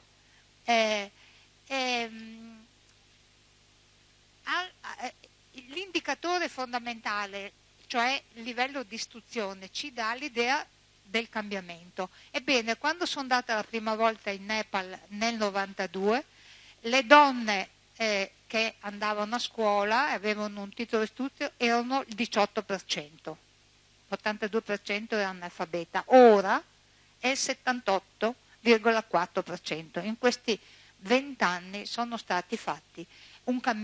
stato fatto un cammino molto importante. Chiudo per dire, non dobbiamo lasciare le donne del Nepal sole. Questo terremoto drammatico, sono poi 2, 7,9 e 7,4, ha distrutto completamente il Nepal, ha distrutto le case, ha distrutto le scuole, l'università lesionata ha riaperto il 4 di giugno, oltre ai morti, feriti, quindi è un paese completamente distrutto. La solidarietà internazionale si è attivata e noi abbiamo costituito un comitato perché vogliamo non intervenire adesso ma dopo ricostruire, aiutare a ricostruire il paese. È un comitato che ha centro a Padova ma domani sono a Verona all'università, cioè pensiamo è un comitato del Veneto e lo vorremmo allargare al nord-est. A me piacerebbe, e chiudo su questo, gli stati generali, l'assemblea generale che faremo a Milano, dove c'è pure il padiglione del Nepal e dove forse anche donne del Nepal parteciperanno, mi piacerebbe, questa è la proposta che faccio, che ci fossero due cose: uno, un momento di solidarietà a Milano forte delle donne italiane verso le donne nepalesi che hanno già fatto molto e che rischiano di ritornare indietro insieme al paese. E il secondo, siamo in grado, come stati generali delle donne, di individuare, di pensare a un progetto di solidarietà che può essere il microcredito, che può essere borse di studio, che può essere assistenza alle donne. Cioè, ne dico, sarebbe bello, importante che la solidarietà delle donne italiane si concretizzasse in un progetto concreto di solidarietà alle donne nepalesi. Grazie.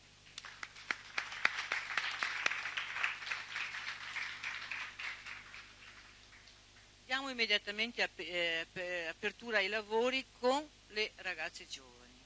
Per me è un fiore all'occhiello, cioè investire su quello che è la futura dirigenza di donne,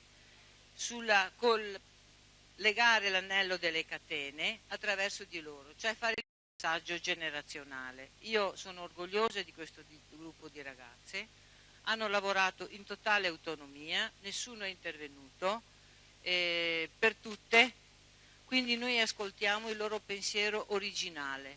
Io non ho fatto nient'altro che aprire uno spazio. Le ringrazio Monica Persi, perché è stata lei a raccogliere, a coordinare, a seguirle tutte. Grazie Monica e grazie a tutte.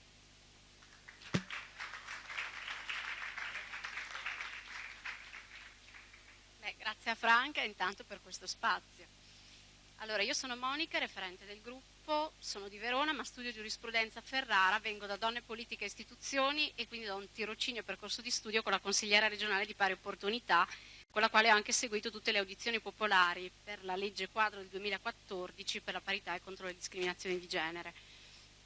Mi sono chiesta, proprio a partire dalla mia formazione e passione, mi sono interrogata sulle ragioni storiche e culturali che radicano la svalutazione sociale, la discriminazione giuridica ed economica e le violenze che su tutti i fronti investono le donne, dalla violenza fisica alla violenza economica e l'identità femminile.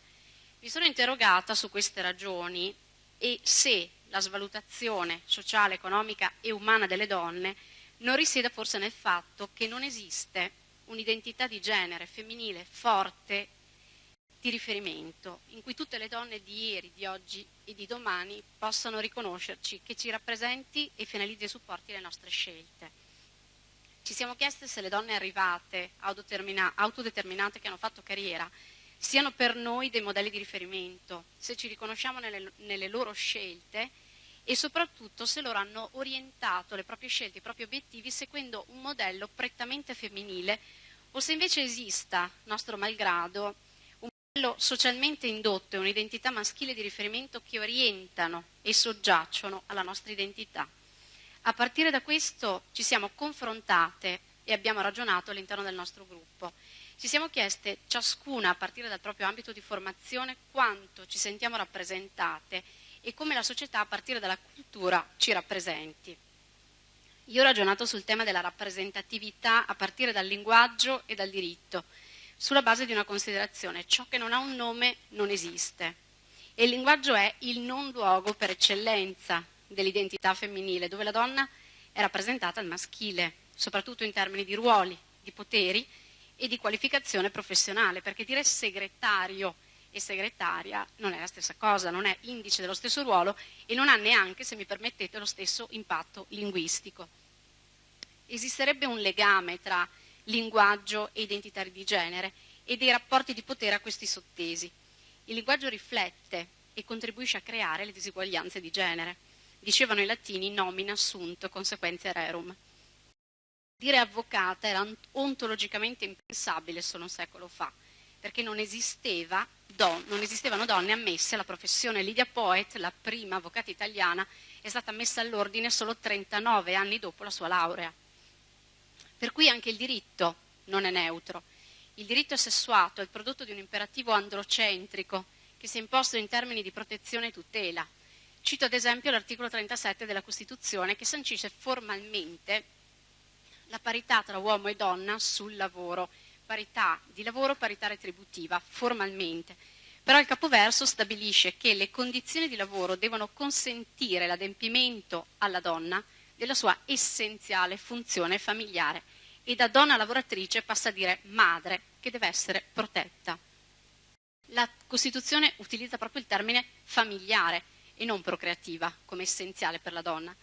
Maschile e femminile sono rappresentati attraverso due spazi alternativi, il maschile che è il pubblico e il femminile che è privato. Questo asservimento istituzionalizzato del femminile al maschile è una forma di controllo sul potere, anche economico, e non sulla debolezza delle donne.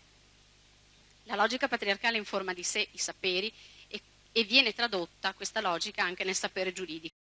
Il diritto non è neutro e la donna per il diritto è in primis madre che va protetta. È il secondo sesso in funzione della prosecuzione della stirpe. Ora, se vogliamo rappresentare per valorizzare l'identità delle donne, secondo me è improrogabile ripartire dalle azioni positive. Il codice delle pari opportunità sostiene le azioni positive in quanto strumenti che rimuovono gli ostacoli che di fatto impediscono la realizzazione delle pari opportunità, che favoriscono l'occupazione femminile e realizzano l'uguaglianza sostanziale tra uomini e donne, a partire dal lavoro. E l'azione positiva decisiva per rappresentare e costruire un'identità deve partire dalla rappresentatività politica. Le azioni positive sono state predisposte per riequilibrare e rimettere in asse socialmente e umanamente il sesso sottorappresentato, che è quello femminile, per cui ritengo improrogabile introdurre nei sistemi elettorali e in tutti i processi decisionali i meccanismi delle quote rosa, affinché l'opportunità diventi un imperativo nelle agende politiche attraverso la rappresentanza democratica, perché senza opportunità il merito da solo non basta. Nella dichiarazione programmatica di Pechino del 95 si dice che la violenza perpetrata nei confronti delle donne ha avuto come effetto il potere degli uomini e la conseguente discriminazione che le donne hanno patito ha rallentato lo sviluppo dell'autonomia femminile. Io credo che le quote rosa siano un compromesso imperativo, oggi improrogabile, proprio per arrivare a costruire e rappresentare un'identità di genere forte anche in termini di sostenibilità. Grazie.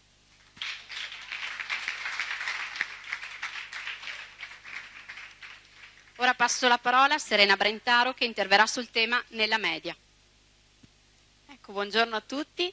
Allora, noi siamo un trio di ragazze di 22 anni, tutte con una maturità liceale socio-psicopedagogica. Io sono Serena Brentaro, sono una fotografa di reportage e con me hanno contribuito a questo elaborato che riguarda i media e l'esposizione della donna nelle pubblicità e nei media, Margherita Poltronieri, che studia scienze dell'organizzazione e nella formazione, scienze della formazione nelle organizzazioni, e Monica Pasotto, che studia presso l'Accademia di Belle Arti il corso di pittura. Quindi ci siamo chieste quanto noi donne di generazioni diverse come veniamo rappresentate nei media e come ci rappresenta la pubblicità. Questo è stato il fulcro della nostra argomentazione. E quanto ci condiziona questo immaginario che ci propongono i media, perché noi abbiamo visto quanto le pubblicità abbiano insinuato in noi donne il germe della perfezione, quindi vediamo queste donne che si svegliano la mattina tutte radiose, preparano le colazioni, ma non si è mai visto in nessuna famiglia nella media una donna così artefatta. Quindi le pubblicità e i media altro non fanno che trasmettere questa necessità assolutamente presunta di trasformare il corpo della donna in un oggetto che serve solo come calamita per attirare su di sé l'attenzione, svuotandola di ogni contenuto, quindi svuotando di ogni contenuto la donna e tutte le sue qualità. Secondo noi tutto questo nasce proprio da un percorso di educazione che noi assumiamo con i bambini in primis, che poi da lì nasce tutta la nostra società, si fonda sui bambini e la loro educazione principalmente. Quindi se noi quando regaliamo un giocattolo a un bambino già lo proiettiamo in un'immagine di leadership, quindi gli regaliamo giochi dove lui può decidere di diventare un astronauta o fare della sua vita le cose migliori, quindi proprio con ruoli di leadership, per le bambine non permettiamo lo stesso. gli regaliamo la Barbie, il bambolotto, la cucina, quindi già la releghiamo nello stereotipo, glielo diamo noi, quello di buona madre e buona moglie, non le permettiamo di decidere extra a questo ruolo familiare. Quindi per combattere questo stereotipo di genere ci ha pensato in primis la Goldie-Box, che è una società, un'azienda americana di giocattoli, e ha buttato sul mercato un set di costruzioni pensato prettamente e solo per le bambine. Quindi dobbiamo vedere la differenza tra maschi e femmine già da bambini come risorsa piuttosto che come differenza. E quindi, educare a fatti i bambini è secondo noi una cosa basilare, educare proprio a fatti nelle differenze, chiedendo anche ai bambini di occuparsi delle faccende domestiche, della casa, dell'animale domestico, proprio faccende basilari che però mettano in una situazione di parallelismo l'educazione maschile e femminile dei bimbi. Quindi se i media ci mostrano un'immagine proprio distorta, ci fanno però pensare a una donna emancipata, viene sempre presentata questa donna forte, emancipata, che in realtà poi è latente e ha sempre dei contenuti subdoli, sempre a sfondo sessuale principalmente. E alla corsa alla perfezione sono soprattutto vittime le bambine.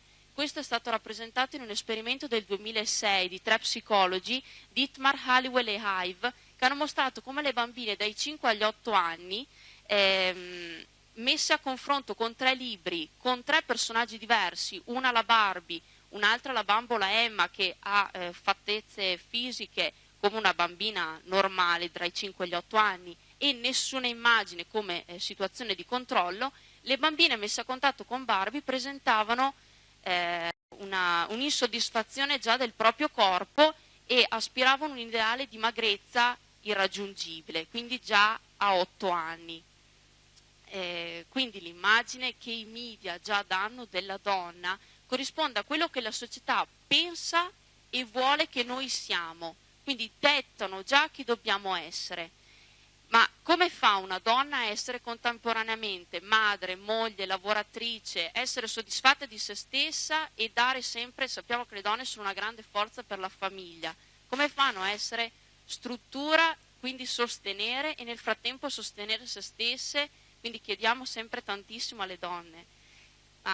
Quindi noi vogliamo che le donne possano essere libere di essere, fare quello che vogliono, senza seguire i dettami che ogni giorno ci vengono dati in maniera subdola, soprattutto dalle pubblicità.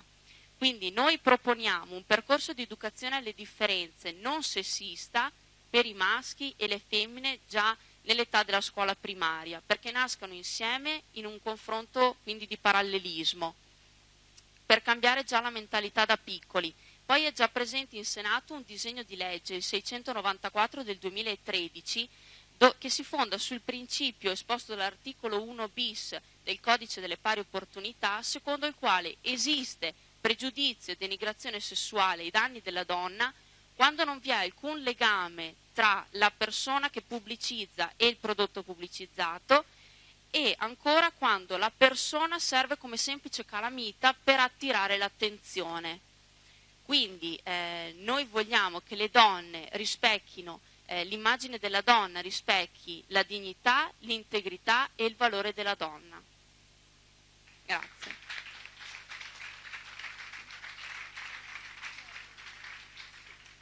Okay, io passo la parola a Serena Ferrarini.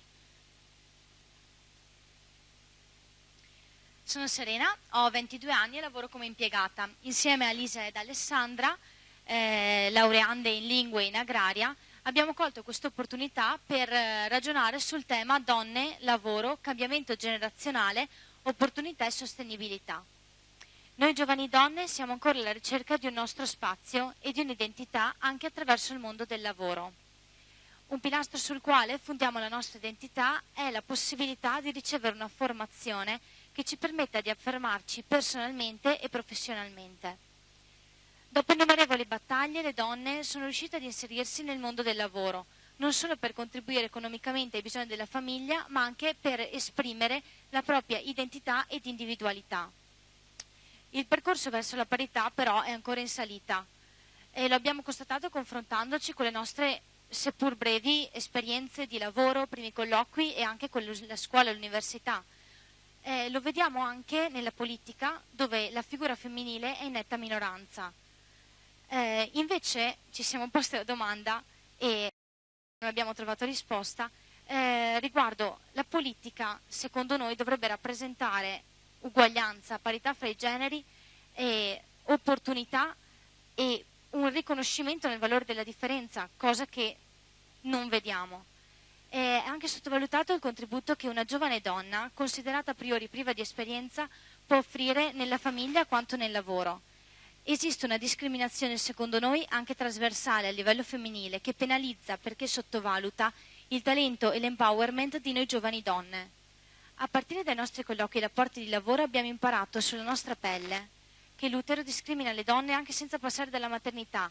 Già a partire dall'infanzia, come diceva prima Serena, diversi strumenti manipolano la mente delle bambine, portandole inconsciamente a vedere il loro futuro solo in funzione di un marito, di una famiglia o di un ruolo professionale subalterno. La famiglia, la cultura prevalente, i media e tutti i mezzi di formazione ancora veicolano pregiudizi di genere, esercitando un'influenza importante su comportamenti e attitudini delle ragazze. Evidenti sono le preferenze delle giovani donne verso percorsi formativi che richiamano contesti da sempre delegati al genere femminile e che si discostano dalle esigenze del mercato per tassi di impiego più bassi e salari decisamente più contenuti anche a parità di competenze e titoli di studio. Bisognerebbe rendere più consapevoli le giovani donne del loro talento e potenziale, indirizzandole così verso studi che siano un vero investimento per il loro futuro e consentano di dare un contributo anche al benessere economico dell'intera società. La ricerca di un lavoro coerente con i propri percorsi di studio è molto più ardua per le ragazze. La quota di inattive è decisamente più elevata, circa 1 su 2. La nostra proposta si focalizza sul concetto che la parità tra giovani donne e uomini deve partire da pari opportunità in termini di formazione. Non ci sarà parità senza pari opportunità nella scelta su come costruire il nostro futuro. Riteniamo prioritario che governi e istituzioni investano nei percorsi formativi ed educativi fin dalla prima infanzia, che valorizzino le differenze di genere e contribuiscano all'abbattimento di stereotipi che definiscono ruoli e identità femminili e maschili che guidano le scelte. Le università sono luoghi privilegiati di ricerca, studio, diffusione del sapere e costruzione del futuro. Chiediamo che il Ministero si attivi affinché corsi di studio e formazione come donne, politica e istituzioni costituiscano parte integrante e obbligatoria della formazione universitaria, che le università predispongano corsi sull'educazione alle differenze di genere, formazioni e percorsi di conoscenza e approfondimento sulle pari opportunità, sui diritti antidiscriminatori, affinché formino le giovani generazioni di studentesse e studenti attraverso la conoscenza e valorizzazione delle rispettive differenze. Donne non si nasce, si diventa.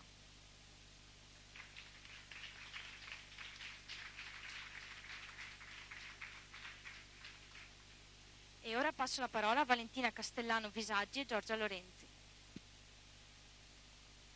Buongiorno a tutte, noi siamo Valentina e Giorgia, siamo due quasi psicologhe dopo il nostro periodo di formazione iniziale, quindi dopo i 5 anni di laurea magistrale, 1 anno di tirocinio post laurea, stiamo per affrontare il grande ostacolo dell'esame di Stato per avere l'abilitazione come psicologhe e per poi continuare la nostra formazione futura. E attualmente la situazione delle psicologhe in Italia è abbastanza critica. Prima di tutto vorrei dirvi che del ruolo della professione dello psicologo è una figura maggiormente femminile. Attualmente il rapporto maschio-femmina è di un uomo per 16 donne, quindi passando da un rapporto di 1 a 2 di circa 30-40 anni fa abbiamo decisamente aumentato la nostra presenza. E la psicologia infatti è un ruolo delineato proprio all'ascolto e quindi un ruolo che si appoggia molto alle donne. E purtroppo la nostra situazione attuale lavorativa è molto critica. A 5 anni dalla laurea soltanto il 50% delle laureate ha un lavoro stabile che in realtà non è veramente attinente alla nostra preparazione, ma molto spesso si ricade sul fare la babysitter, fare la cameriera, perché purtroppo non riusciamo a trovare nel nostro ambito, non siamo supportate. Oltretutto facciamo tantissimo volontariato perché ci dicono che questa è la gavetta da fare, assolutamente bisogna fare volontariato, che noi facciamo molto volentieri perché comunque essendo una professione d'aiuto è fondamentale per noi, però anche una piccola retribuzione non ci dispiacerebbe. Nonostante, oltre questo abbiamo anche il fatto negativo di non poterci focalizzare sul nostro futuro come donne in carriera e contemporaneamente anche eventualmente costruirci una famiglia. E rimanere incinta nella nostra posizione di formazione diventa un grande disagio perché devi abbandonare il tuo lavoro che ti stai costruendo e che stai formando per dedicarti al tuo bambino, cosa che non è possibile, anzi la maternità diventa un periodo in cui devi sacrificare il rapporto familiare oppure il lavoro, devi decidere, fare una scelta. Per non parlare anche dei guadagni medi mensili che sono veramente bassi, sugli 800-900 euro, e questo non ti garantisce di costruirti un ruolo, una stabilità economica. La psicologia però è una grande risorsa per la società, dato che il 14% delle malattie sono attualmente disturbi mentali. Purtroppo il ruolo dello psicologo è pieno di pregiudizi, sia sulla figura che sul ruolo, ma attualmente forse si sta parlando di una piccola svolta, la collaborazione tra medici e psicologi. Si parla quindi dello psicologo di base, è su questo che noi vi presentiamo la nostra piccola proposta. Nel corso degli ultimi 15 anni sono state condotte già all'estero numerose sperimentazioni su proprio questa collaborazione tra il medico di base e lo psicologo di base. In Italia la prima sperimentazione è stata effettuata a Roma nel 2000 e adesso in Veneto nel 2012, poi nel 2014. Diciamo che da tutte queste esperienze sono emersi degli effetti molto positivi sia nella sfera del benessere psicofisico dei pazienti, ma anche sulla spesa sanitaria nazionale. Infatti si è vista una riduzione circa del 30% dei costi della spesa sanitaria.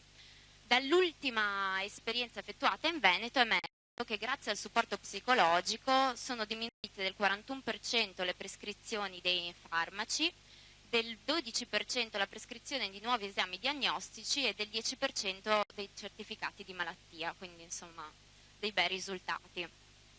Nel 2010 e poi nel 2011 sono approdate in Parlamento 2 proposte di legge sull'istituzione dello psicologo di base che però insomma non sono state approvate e forse in realtà è stato quasi un meglio perché presentavano una forte confusione, ambiguità proprio in merito alle figure professionali che avrebbero potuto rivestire questo ruolo e sui requisiti necessari.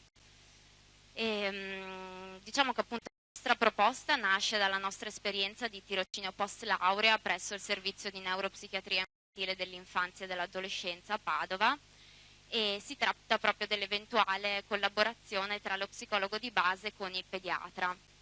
Sarebbe estremamente utile e rappresenterebbe una grande risorsa per il paziente ma anche ovviamente per la famiglia stessa.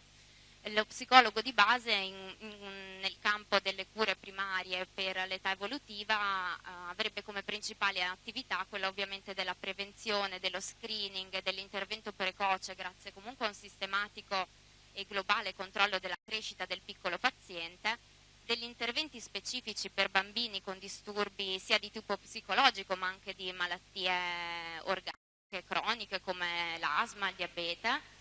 E ovviamente darebbe un grande sostegno alla genitorialità grazie a una valorizzazione non solo all'ultimo arriva vabbè l'ultima frase grazie appunto al sostegno alla genitorialità, grazie a una valutazione delle risorse familiari, ma ovviamente anche territoriali. Quindi noi confidiamo nelle nostre grandissime capacità di riuscire a trovare comunque una nostra posizione sociale, consapevoli del fatto comunque di non essere sole e di ricevere supporto da figure femminili che in passato hanno affrontato delle grandi sfide come noi possiamo affrontarle adesso, magari un po' diverse, e dalle quali comunque ne sono uscite vincitrici, e diciamo che questo evento è la dimostrazione. Quindi grazie. Adesso passo la parola a Natalie Castello.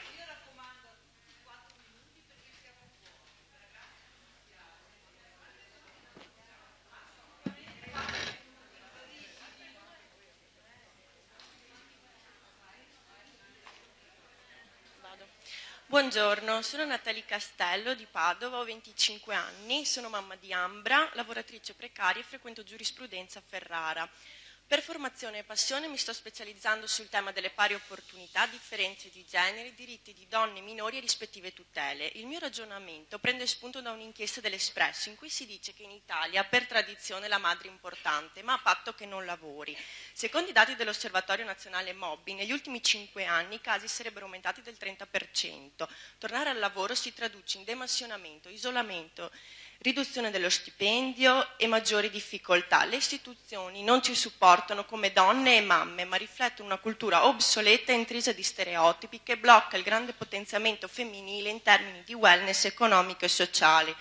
Gli studi dimostrano che la maternità è un grande momento di crescita intellettuale e di esplosione di energia, e la mia personale esperienza me lo conferma. Diventare madre sviluppa memoria, individuazione, problem solving, efficienza delle risposte, empatia e intuito, ottima gestione della crisi con conseguente coordinazione delle priorità, potenziamento delle motivazioni date, andare al sodo, delegare al bisogno in modo creativo e i vasti orizzonti del natural born leader. La maternità è una vera scuola di management, tanto che per le grandi aziende americane è diventato un grande metodo di selezione impositivo per la leadership. In Italia per la prima volta al mondo nasce un percorso formativo, Maternity as a Master, in cui si trasportano le competenze genitoriali in ambito aziendale e di leadership. Bisogna convergere l'attenzione pubblica e le agende politiche sul valore del femminile come risorsa. È necessario fare rete per costruire un'identità femminile che sia un modello inossidabile, familiare, lavorativo e sociale. Ma servono opportunità economiche e politiche stabili che investono sulle giovani donne e le giovani madri, perché da solo una grande forza di volontà e autodeterminazione, una vocazione non bastano. È importante ragionare, dare un valore in termini di sviluppo economico all'empowerment personale come risorsa, valore e arricchimento globale. Le mie proposte a tal fine sono: attenzione e potenziamento all'educazione data da genitori e società, lettura di libri e visioni di cartoni e film che valorizzino le differenze di genere e contrastino gli stereotipi, seminari e workshop nelle aziende, spazi pubblici, articoli di informazioni sul gender gap and maternity as a master, corsi universitari sul pluralismo, donne, politiche e istituzioni, per il welfare aziendale, maggior flessibilità oraria di entrata e di uscita, maggior possibilità di contratti part-time, congedi parentali, permessi per entrambi i genitori, mamme e anche papà, potenziamento del telelavoro bilanciato della presenza in azienda, potenziamento del work-life balance, introduzione di un referente ad hoc che ne sia garante, redazione obbligatoria del bilancio di genere, contributi finanziari per figli e figlie anche per attività extra, collocazione obbligatoria di asili nido all'interno di aziende con tot dipendenti. A livello istituzionale, maggiore accessibilità degli asili nido, incentivi ed iniziative sportive e culturali e back to school devono essere incentivati, prendere come modello gli esempi vincenti attuati negli altri stati, Tetra Pak scandinavo, Peak Hours of Your Life in Olanda o anche il grande esempio che ci è stato raccontato stamattina. Tutti questi progetti agevolano la crescita professionale delle donne, delle madri, dando un forte imprinting alla vita di figli e figlie, oltre a creare posti di lavoro. E lo Stato deve invertire in questo, perché educare le differenze, incentivare processi educativi significa gettare le basi per una società civile basata sul rispetto, dove non ci sia spazio per una giustificazione sulle donne, i bambini e le bambine. Si dovrebbe specializzare il diritto a livello formativo nelle università e sul valore delle differenze di generi in termini di professionalità e competenza, creando una piattaforma di tutele e creando figure di avvocate e avvocati ad hoc per la trattazione di tematiche sensibili al genere. Grazie.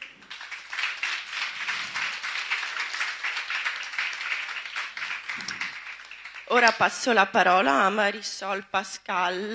Grazie. Allora, io sono Marisol Pascucci, ho 33 anni, 2 figlie piccole, uno studio legale e l'Enterprising Girls, che è un'associazione per la promozione del lavoro femminile, imprenditoriale e a tutti i livelli. Ho anche un marito, di solito quando mi definisco in base alle responsabilità, agli impegni, non lo nomino perché è automunito, è capace di intendere di volere, maggiorenne, non me ne preoccupo.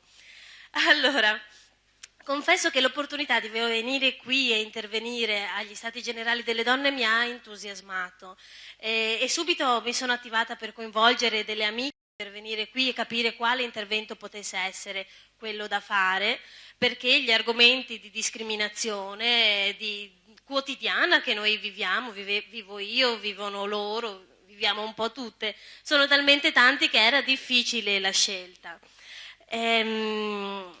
Abbiamo fatto un brainstorming casereccio quando i bambini dormivano, quindi fino alle 2 di notte, 9 alle 2 di notte. Alla fine quello che c'è, che abbiamo capito è alla base di tutte le nostre proposte, c'era la necessità, l'urgenza di un cambiamento culturale prima di tutto. Quando si parla di un cambiamento culturale è ovvio, ci viene subito in mente le responsabilità del sistema scolastico, anche nel tramandare, nel veicolare messaggi sessisti. Ne abbiamo parlato prima, quindi già dalle canzoni che insegnano alla scuola dell'infanzia. Io ho una bambina che ha 3 anni e quindi devo anche batterle le mani quando arriva a casa a cantarmi la canzoncina per la festa della mamma, no? Che brava che è la mamma, che pulisce, che stira, che e il papà è forte invece, non mi sgrida mai, non mi sculaccia mai, mi incoraggia. È chiaro che le batto le mani, però mi dispiace dentro che non si dica mai che facciamo anche altri lavori. E quindi la scuola è importante, la pubblicità, i mass media, l'immagine della donna quindi come oggetto sessuale oppure come donna delle pulizie, è già stato detto ampiamente prima. Allora ci siamo interrogate comunque il perché queste pubblicità, questa comunicazione resiste. Resiste perché siamo noi a tramandarla, no? Allora cambiamo le scuole, chiediamo dei progetti per la parità di genere all'interno delle scuole, ma interroghiamoci, noi che cosa insegniamo alle nostre figlie e ai nostri figli? Dopotutto siamo noi che gli compriamo le bambole o no? O i videogiochi per i maschi, siamo noi mamme che magari al figlio maschio lo lasciamo in pace, alla figlia femmina pretendiamo che sia gentile, che non faccia la lotta, che ci aiuti in casa, no? Allora forse siamo noi il cambiamento, dobbiamo essere noi il primo cambiamento che vogliamo vedere negli altri. Questa è un po' la riflessione che poi alla fine abbiamo fatto. Per gli Stati Generali, quindi delle donne, come proposta conclusiva, io dico facciamo alla fine, so che ci saranno degli atti che verranno consegnati, ci sarà una commissione, facciamo noi delle linee guida, siamo tutte o mamme o figlie o partner o compagne, sti benedetti mariti, scegliamoceli, che facciano le pulizie, ci vivono o no anche loro in queste case, scegliamoli che ci accompagnino nel percorso di crescita con i figli. Allora la proposta è facciamo delle linee guida che escano anche da qui, per noi, che possiamo trasmettere sulla parità di genere, che possiamo iniziare già nelle nostre case.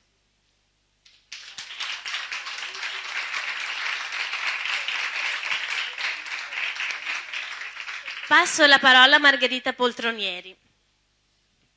Buongiorno a tutte e a nome del gruppo delle Giovani Donne vorrei concludere la nostra riflessione e confronto parlando di un tema che colpisce e ha colpito la vita di molte giovani donne che sono nostre coetanee, che vivono o sono nate in Italia, che studiano con noi, nostre vicine di casa, delle quali spesso ignoriamo, o forse vogliamo farlo, questa scomoda e terribile realtà.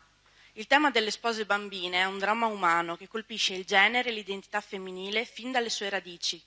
I matrimoni forzati non sono un problema soltanto del popolo e delle donne siriane, pakistane, nigeriane, ma una realtà che su piani e con modi differenti è entrata anche nei nostri confini.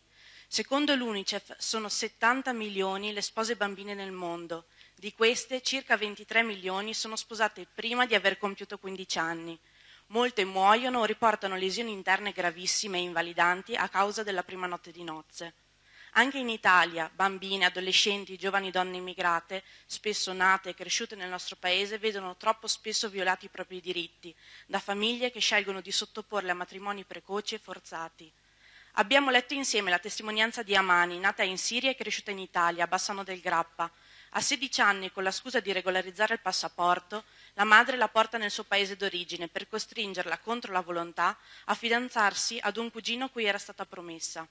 Quando scopre che il suo destino è stato già deciso e imposto dalla famiglia, Amani si ribella a quel fidanzamento, alle violenze quotidiane e resiste e lotta fino a riprendersi la sua vita e libertà. In troppi luoghi sulla Terra le bambine sono considerate esseri umani di serie B. Pensiamo, per esempio, agli aborti sessualmente selettivi, un vero genocidio, feticci, corpi senza identità, senza diritti e senza speranze. Queste atrocità e abusi sono entrati con i processi migratori che hanno interessato l'Italia nel corso della nostra generazione, nei nostri confini, ma non solo territoriali. Sto parlando anche dei confini umani. E tutte noi abbiamo una responsabilità, un debito di identità in quanto donne che hanno avuto riconosciuto per nascita, educazione e opportunità il diritto di essere prima di tutto bambine, con la speranza di crescere libere e libere dalla violenza. Quindi abbiamo il dovere, per identità comune, di dare qui voce anche a loro, a quelle bambine la cui voce molti governi sono responsabili e complici di aver silenziato. Questa prassi deve essere chiamata col suo nome: violenza sulle donne, stupri di bambine indifese, violazione di diritti umani fondamentali. La generazione di giovani donne future ha come dote quella di essere in balia di una cultura ancora fortemente sessista, che vede e tratta le donne non come persone, ma come corpi. Quali esiti nefasti avrà per la crescita, l'occupazione e l'autodeterminazione femminile? Esiste un progetto di contrasto ai matrimoni forzati promosso dall'Associazione Tema di Terre in collaborazione con Action Aid Italia e finanziato dalla Fondazione Vodafone. Chiediamo alle istituzioni e agli enti pubblici e privati di sostenere e finanziare progetti come questo, a partire dalla nostra regione, dove il numero di giovani donne immigrate potenzialmente vittime è considerevole. Serve urgentemente una legge che riconosca, inquadri la fattispecie giuridica e punisca questa pratica brutale come reato e violazione di diritto fondamentale. Serve una strategia di intervento a livello internazionale, piani di investimento sull'educazione scolastica e la formazione delle bambine, che insegni loro a dare valore, integrità e forza alla loro identità, dignità, libertà e diritto di scelta. Integrazione e crescita dovrebbero partire dall'impegno di tutti i governi a farsi carico di un'azione concreta e imperativa per la tutela di tutte le bambine vittime di un monopolio sessuale patriarcale, che fa della violenza il proprio strumento di potere. Questa responsabilità si allarga a tutte le donne che hanno il potere e l'opportunità di dare voce alle bambine vittime di matrimoni forzati. Dare voce a questo dramma significa dare voce all'intera nostra generazione e rivendicare la nostra identità, che è il nostro patrimonio e la nostra libertà, di tutte, perché citando Amani, finché non te la tolgono la libertà, non ti rendi nemmeno conto di averla.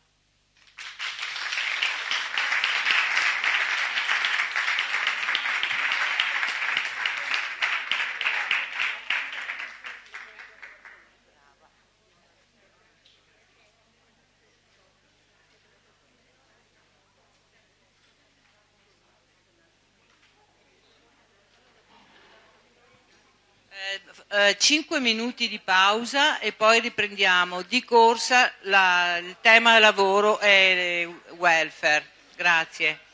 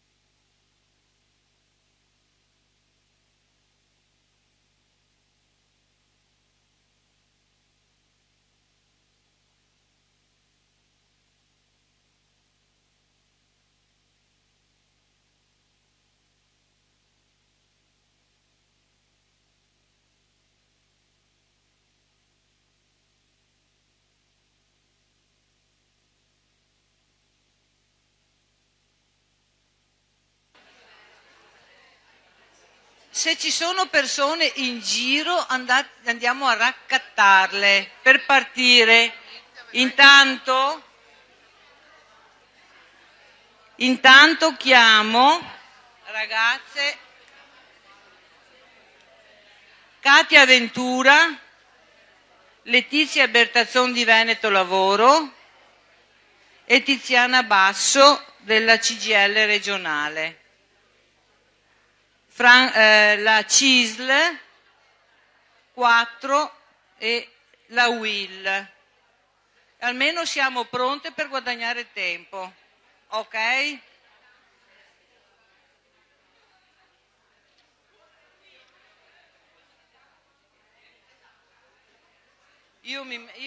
Sedetevi, che facciamo...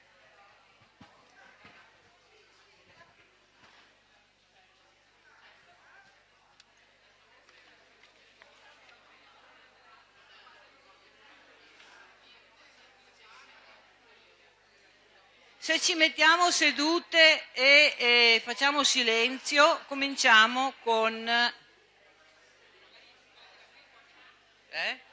venire le altre, ci sono altre due sedie. Ci sono le sedie. No, ma potevi stare qua defilata. Lei, è Letizia.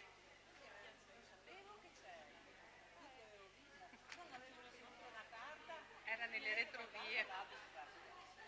No, perché io ho avuto l'incarico da mio direttore all'ultimo momento, non mi ha dato nessuna indicazione. Praticamente tu non sai neanche la Letizia. No, io sono Letizia.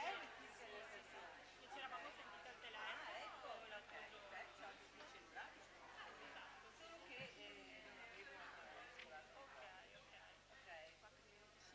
Sì, guarda, qua che... Anche io prima. Che taglio. Se vado a braccio... auguri anch'io.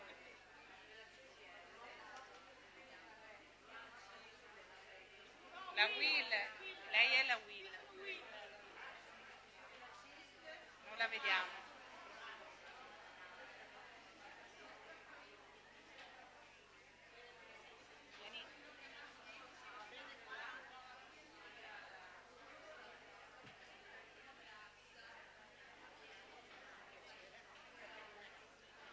Ciao Tiziana.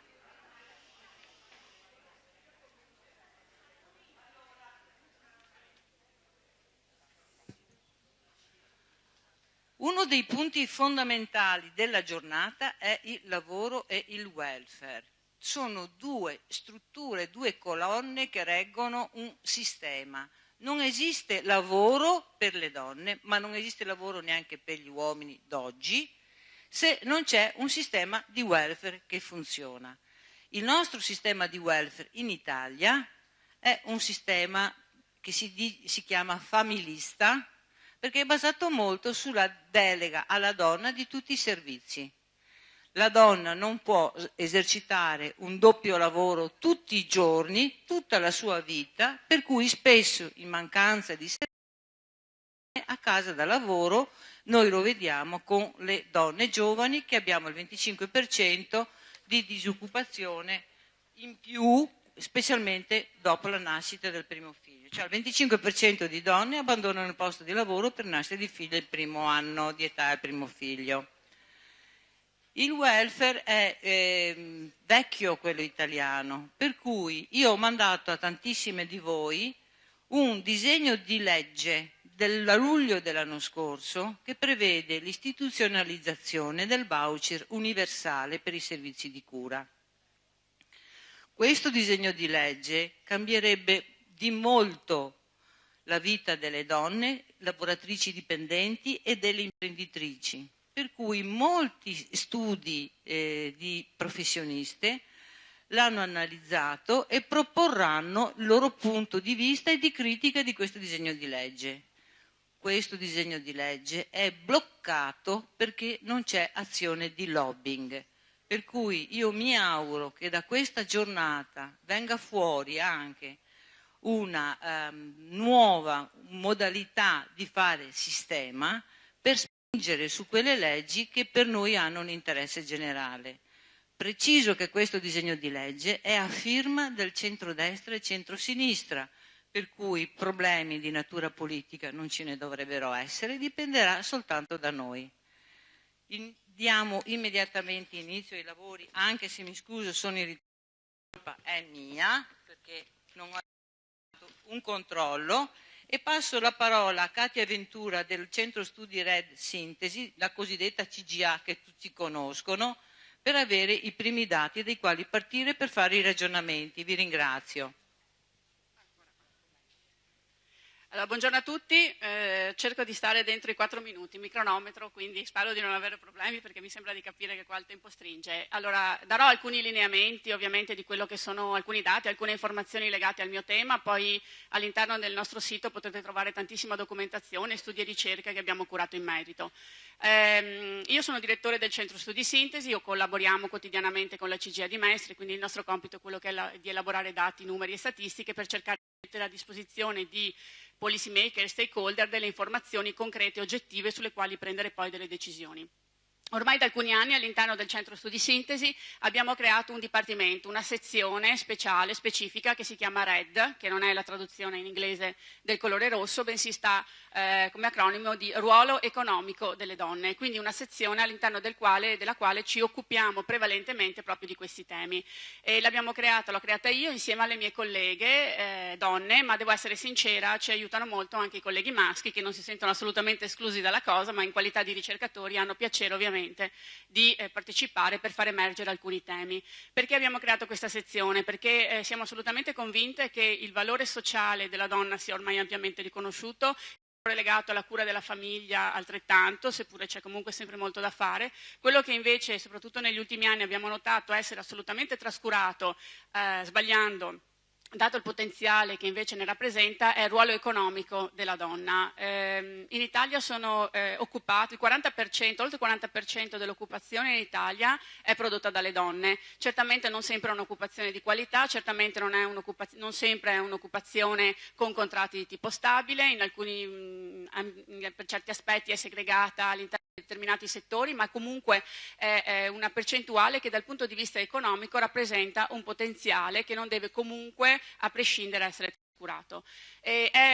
L'occupazione femminile è peraltro aumentata nel corso degli ultimi anni, è aumentata soprattutto nel periodo della crisi. L'Istat ci dice come in questi anni sia stato proprio l'inserimento lavorativo delle donne a consentire a tantissimi nuclei familiari di resistere alla crisi, perché laddove l'uomo, il capofamiglia, il marito perdeva la sua occupazione legata alla crisi, la donna, grazie alla sua flessibilità, grazie al suo ruolo anche di, diciamolo, sacrificio in qualche modo, di adattamento a lavori e situazioni contrattuali che non sono dal punto di vista teorico la condizione migliore all'interno della quale porsi, ha comunque accettato questa portando avanti a livello ovviamente microeconomico, quindi di singola azienda familiare e non di contesto complessivo, salvando delle situazioni che potenzialmente avrebbero potuto portare il nostro Paese in termini sì complessivi anche a delle condizioni di povertà sicuramente maggiori rispetto a quelle che comunque questi anni di crisi ci hanno evidenziato. Lavoro non è solo lavoro, ma è anche lavoro indipendente, perché una parte dell'occupazione è rappresentata dall'imprenditoria femminile. In termini di numeri generali, donne imprenditrici in Italia sono il 30% e in questo senso abbiamo un a livello europeo, nel senso che il nostro paese è il paese che registra il numero maggiore di imprese da donne. Considerate che il valore prodotto dalle imprese da donne è il 30% del valore aggiunto complessivo. Oltre 310 miliardi di euro il valore aggiunto che ogni anno imprese a conduzione femminile mettono in moto in termini di economia complessiva del nostro Paese. Quindi i numeri dovrebbero essere sufficienti a farci capire come investire nell'occupazione femminile e quindi investire anche economicamente in tutte quelle che sono le reti di sostegno o le reti di inserimento per il lavoro femminile, un costo ma non un investimento. Quando parliamo di economia, parlare di investimenti è un concetto molto diverso, quello di parlare di costi. Sempre di esborso monetario si tratta, solo che l'investimento è un esborso monetario che produce nel tempo di valore aggiunto e in questo senso deve essere considerata l'occupazione femminile. Anche il Veneto si caratterizza ovviamente per dei primati in questo senso, al pari, diciamo così, di quello che sono stati in questi ultimi anni. Il Veneto ha visto aumentare, seppure di poco, la sua occupazione femminile, quindi resistere alla crisi anche attraverso la componente femminile del lavoro, e anche in termini imprenditoriali è una delle regioni ovviamente che eccelle sotto questo punto di vista. La cultura imprenditoriale, soprattutto di piccola impresa, che caratterizza questi territori, si traduce anche nella capacità delle imprese e delle donne di creare impresa. In questi anni di crisi devo dire che l'impresa femminile ha saputo resistere meglio alla crisi rispetto all'imprenditoria in genere, perché, tanto per dare dei numeri, se nel periodo di crisi le imprese in generale hanno una flessione di circa il 4%, quelle a contatto femminile sono rimaste stabili. E non è che è tutta una nota positiva questa, nel senso che le motivazioni per cui sono rimaste stabili possono essere individuate sì dal fatto che per certi versi alcuni settori che per assurdo sono stati toccati meno dalla crisi, come ad esempio il settore dei servizi alla persona, ma anche per il fatto che purtroppo tante donne che hanno perso il lavoro, ce ne sono altre che lo hanno acquisito, ma ovviamente anche altre che lo hanno perso, hanno saputo in qualche modo rigenerarsi attraverso di un'attività imprenditoriale. Questo è accaduto nella regione, in termini più generali accade molto più frequente, è una dinamica che caratterizza soprattutto le regioni dove ormai da decenni vediamo una presenza di imprenditoria femminile molto più elevata, nonostante le condizioni di fare impresa nel meridione siano ancora più elevate, ma che rappresenta purtroppo proprio uno degli elementi, a sostegno. Allora stamattina sentivo in una relazione dire che appunto ci sono il 6% di donne che si stanno laureando, che fine faranno queste donne? Sappiate che molte di queste decideranno di avviare un'impresa, ma non lo faranno soltanto via di uscita, lo faranno anche perché convinte che potrebbe essere una via di successo che coniuga tante situazioni. Ultime due cose al volo. Una cosa interessante degli studi che abbiamo fatto ha indagato ad esempio la presenza di imprenditrici donne all'interno dei settori distrettuali, quelli che operano nel Made in Italy. Allora abbiamo scoperto delle cose interessanti e ovviamente una presenza molto forte di imprese femminili nei settori tradizionali del manifatturiero, ma anche una presenza molto forte in settori più particolari, della calzatura, del legno, della meccanica. Anche questo non è una evoluzione così casuale, ma è diciamo, la conseguenza di una conquista che le donne hanno fatto all'interno di quelli che sono i processi di passaggio generazionale. Perché una volta nelle imprese di famiglia si lasciava in dote al figlio maschio l'azienda e alla figlia femmina le lenzuola e gli asciugamani per andare a sposarsi, oggi non è più così. Ovviamente devono esserci anche delle competenze, questo è a prescindere, però indubbiamente è una evoluzione culturale di cui noi dobbiamo tenere conto e che deve essere in qualche modo portata ovviamente anche come esperienze. Dal punto di vista imprenditoriale, sempre nei distretti Made, abbiamo visto una fortissima presenza di imprenditoria femminile nei settori agroalimentari, soprattutto in quelle regioni dove effettivamente l'occupazione dipendente scarseggia, è più difficile da recuperare, quindi all'interno di un settore come quello agroalimentare c'è stato un forte recupero della capacità occupazionale femminile. Un'ultima nota sul Veneto, non particolarmente positiva. Abbiamo fatto uno studio che cerca di evidenziare le potenzialità di ogni singola regione per la creazione di lavoro, non solo imprenditoriale. Il Veneto nella media italiana si colloca al 13° posto. Nei vari elementi che noi abbiamo messo a sistema, quello purtroppo della conciliazione tra tempi di vita e tempi di lavoro colloca il Veneto addirittura in 15ª posizione rispetto alle altre regioni italiane. Grazie.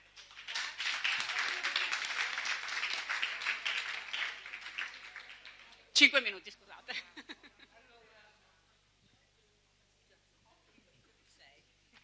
Allora parla Letizia Bertazzoni di Veneto Lavoro, situazione occupazionale delle donne nel Veneto. Raccomando i 4 minuti perché non mi piace dare un taglio alle persone, quindi faccio appello alla responsabilità.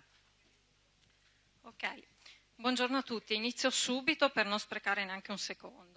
L'analisi che io volevo proporre questa mattina era una semplice selezione per punti di alcune tematiche che io ritengo essere rilevanti relativamente al binomio donne e occupazione, che io ritengo essere anche utili per delineare un quadro di riferimento, uno sfondo e sulle quali portare anche l'attenzione di possibili eventuali future discussioni. Io ho individuato 7 tematiche, un po' come le 7 lune della canzone di Lucio Dalla, e rappresentano però, con la consapevolezza che queste rappresentano solo alcuni dei tratti distintivi della situazione occupazionale delle donne in Veneto. Il primo punto riguarda inevitabilmente la crisi, ovvero gli effetti della crisi nel mercato del lavoro con la perdita trasversale dei posti di lavoro. A partire dalla seconda metà del 2008, in 6 anni di difficoltà occupazionali, sono stati persi in Veneto quasi 90.000 posti di lavoro nel lavoro dipendente, 64.000 relativi agli uomini e 22.000 alle donne. Questa contrazione è stata l'effetto di una crisi fortemente connotata dal punto di vista settoriale, concentrata nell'industria, ma che progressivamente si è estesa anche a diversi altri ambiti del terziario e quindi ha coinvolto progressivamente anche le donne. Secondo tema, la partecipazione delle donne al mercato del lavoro. Su questo punto si è già detto molto questa mattina, ovvero c'è stato un trend di crescita in parte interrotto della partecipazione delle donne al mercato del lavoro, una progressiva crescita dell'offerta di lavoro femminile iniziata successivamente agli anni 70, ma che solo limitatamente è riuscita ad attenuare quel differenziale di genere che anche in questa regione si mantiene particolarmente marcato. Nonostante questo incremento della partecipazione femminile al mercato del lavoro e anche al tasso di partecipazione al mercato del lavoro, si registra contestualmente un aumento dei livelli di disoccupazione delle donne. E questo perché? Perché si è parlato molto di rafforzamento dell'effetto lavoratore aggiuntivo, che è determinato soprattutto dall'aumento delle donne che sono passate dalla condizione di inattività all'universo delle forze lavoro per far fronte alle difficoltà di reddito generate dalla crisi, ma non solo per questo, anche in virtù delle nuove trasformazioni sociodemografiche che hanno avviato un processo di destrutturazione dei nuclei familiari tradizionali sempre più importante, e anche su questo bisogna riflettere quando si parla di prospettive per le donne. Se con la crisi c'è stata una leggera riduzione del differenziale uomo-donna nei livelli di occupazione e partecipazione nel mercato del lavoro, questo va sicuramente ricondotto ad un processo di redistribuzione delle opportunità occupazionali che oggi sono fortemente ridimensionate un po' per tutti, trasversalmente, uomini e donne, e quindi c'è quasi una tendenza a un livellamento verso il basso. Terzo punto, aumenta l'incidenza del part-time soprattutto tra le nuove assunzioni. È marcata la rilevanza delle posizioni part-time, in gran parte involontario, oltre il 60% del part-time secondo le stime Istat a livello nazionale. Tra le nuove assunzioni effettuate nel 2014 nel lavoro dipendente, mediamente oltre il 30% è stato part-time. Per le donne questa quota supera il 40% e raggiunge livelli ancora più elevati se si considera tra le donne la sola componente straniera. Più che per rispondere ad un'esigenza di conciliazione dei tempi di vita e lavoro, si tratta di una scelta dettata dalle strategie delle imprese per far fronte alla crisi. La scelta del part-time si presenta dunque come via obbligata, in mancanza di occasioni di lavoro a tempo pieno. E non solo per le donne, questo vale moltissimo anche per gli uomini, e questo lo evidenziano molto bene i dati riferiti alle assunzioni dell'ultimo periodo. Questo ragionamento inoltre si può anche estendere, anche se con declinazioni differenti, anche alla possibilità di accesso al mercato del lavoro, soprattutto da parte delle donne, con lavori di lavoro atipici in luogo invece dei tradizionali rapporti di lavoro subordinato. Quarto punto, gli ultimi sono più veloci, settori di occupazione. Rimane ancora fortemente marcata la concentrazione dell'occupazione femminile in pochi settori o comparti economici, soprattutto alcuni ambiti del terziario, in particolar modo nei servizi alla persona, in un numero limitato di professioni. Per quanto riguarda il Veneto, pur in un contesto di progressiva crescita del terziario, il mercato del lavoro locale è ancora fortemente contraddistinto da un'importante vocazione manifatturiera con esperienze di rilievo non solo a livello nazionale, sulla quale si sta tuttora puntando in modo anche strategico, e la presenza delle donne però in questi comparti industriali è oggi, differentemente dal passato, particolarmente ridotta, salvo rarissime eccezioni. Questo ha ricadute importanti in termini occupazionali, sia in relazione alle possibilità di inserimento nel mercato del lavoro, ma soprattutto in termini di opportunità occupazionali. Accenno solo, li nomino gli altri punti: il livello di istruzione, quindi difficoltà di inserimento nel mercato del lavoro per i titoli più elevati, il lavoro di cura, l'espansione del lavoro di cura con l'emergere appunto anche di contraddizioni insite al fatto di creare nuove opportunità per alcune donne, ma di poter anche rischiare di perpetuare nuove segmentazioni e differenziazioni nel mercato del lavoro, e infine alcuni stereotipi che rimangono duri da morire per quanto riguarda invece le possibilità di inserimento occupazionale delle donne. Sì, stavo chiudendo. Grazie.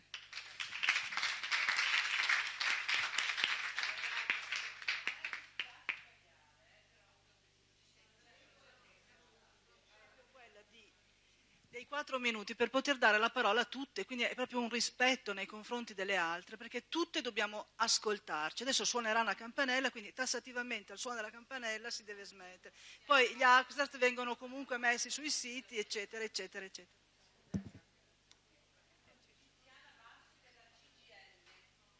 Io sono segretaria della CGIL, a proposito di prima.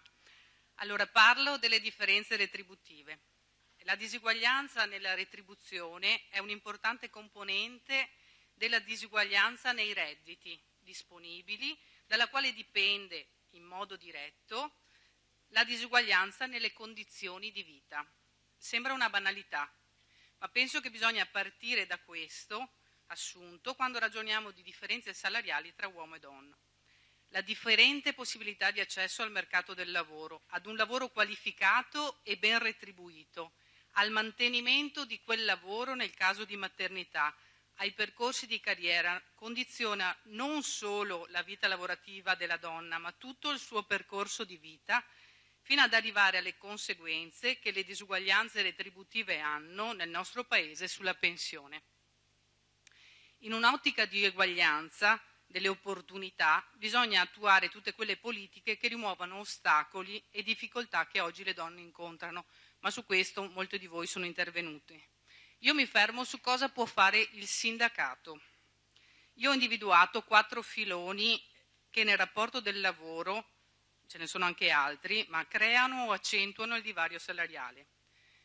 Lo diceva anche adesso Letizia: il part-time involontario, la costruzione dei premi nella contrattazione di secondo livello legati fondamentalmente alla presenza, la possibilità di accesso a percorsi professionali e la difficoltà di questo accesso soprattutto a rientro della maternità, e la difficoltà di accesso ai percorsi formativi per la qualificazione o la riqualificazione, i premi individuali o super minimi, e la disponibilità di tempo. Lo straordinario non è solo un modo per aggiungere salario e quindi creare una differenza retributiva, ma diventa spesso strumento di valutazione. Contrattare attraverso i contratti collettivi nazionali e aziendali condizioni di parità tra uomini e donne nei percorsi di carriera, individuare strumenti nuovi della conciliazione, anche se questo termine a Franca non piace, tra vita personale e professionale, richiede un clima positivo tra imprese e sindacato che non è facile realizzare, soprattutto in questo periodo. La contraddizione di genere è una sfida sempre, ma lo è ancor di più in questo periodo, considerato appunto il lungo periodo di crisi, ma non può e non deve essere considerata un lusso riservato a periodi di crescita. Ma proprio di fronte alla crisi e ai cambiamenti va perseguita una politica di valorizzazione del contributo che le donne possono dare, proprio attingendo al valore della diversità.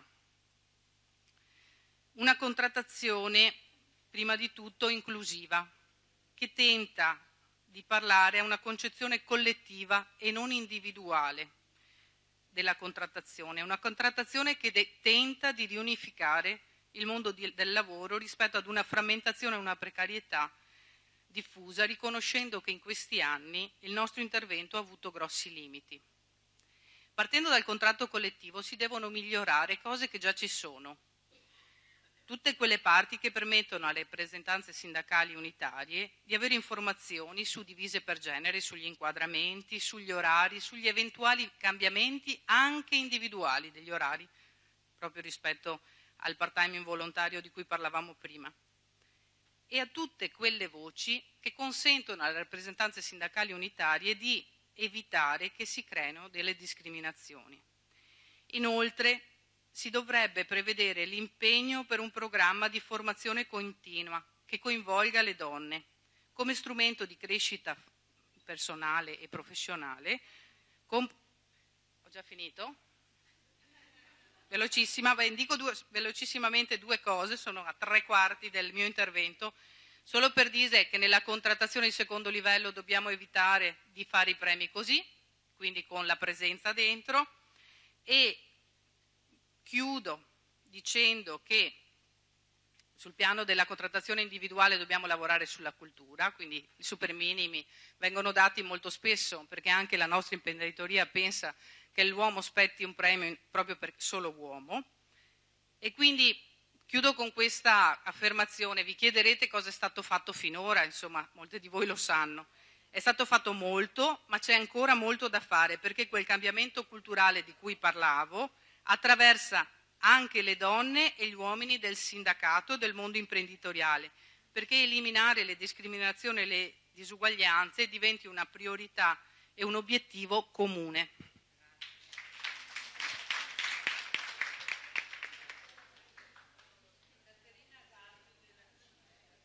Buongiorno a tutte. Allora, noi abbiamo focalizzato la nostra attenzione su un altro argomento. Oltre alla contrattazione, ciò che aiuta il lavoro delle donne e il mantenimento dei posti di lavoro nelle aziende è l'esistenza dei servizi. Servizi che possono essere forniti dallo Stato, ma che, come ci spiegava anche la nostra imprenditrice di K-Line, possono anche trovarsi all'interno delle aziende. Questa è la nuova frontiera della contrattazione. Soprattutto in un periodo di crisi diventa anche fondamentale gestire al meglio possibile le risorse disponibili e si possono ottenere grandi vantaggi anche con cose che sembrano piccole ma che in realtà non lo sono. Dipende certo dalla dimensione dell'azienda e da come è strutturata sul territorio. Allora, nel Veneto questa contrattazione sul welfare è una realtà consolidata, nelle relazioni sindacali esiste già da tempo e ha offerto anche alle donne la possibilità di maturare una diversa modalità di fare sindacato che le ha rafforzate all'interno delle relazioni con l'azienda.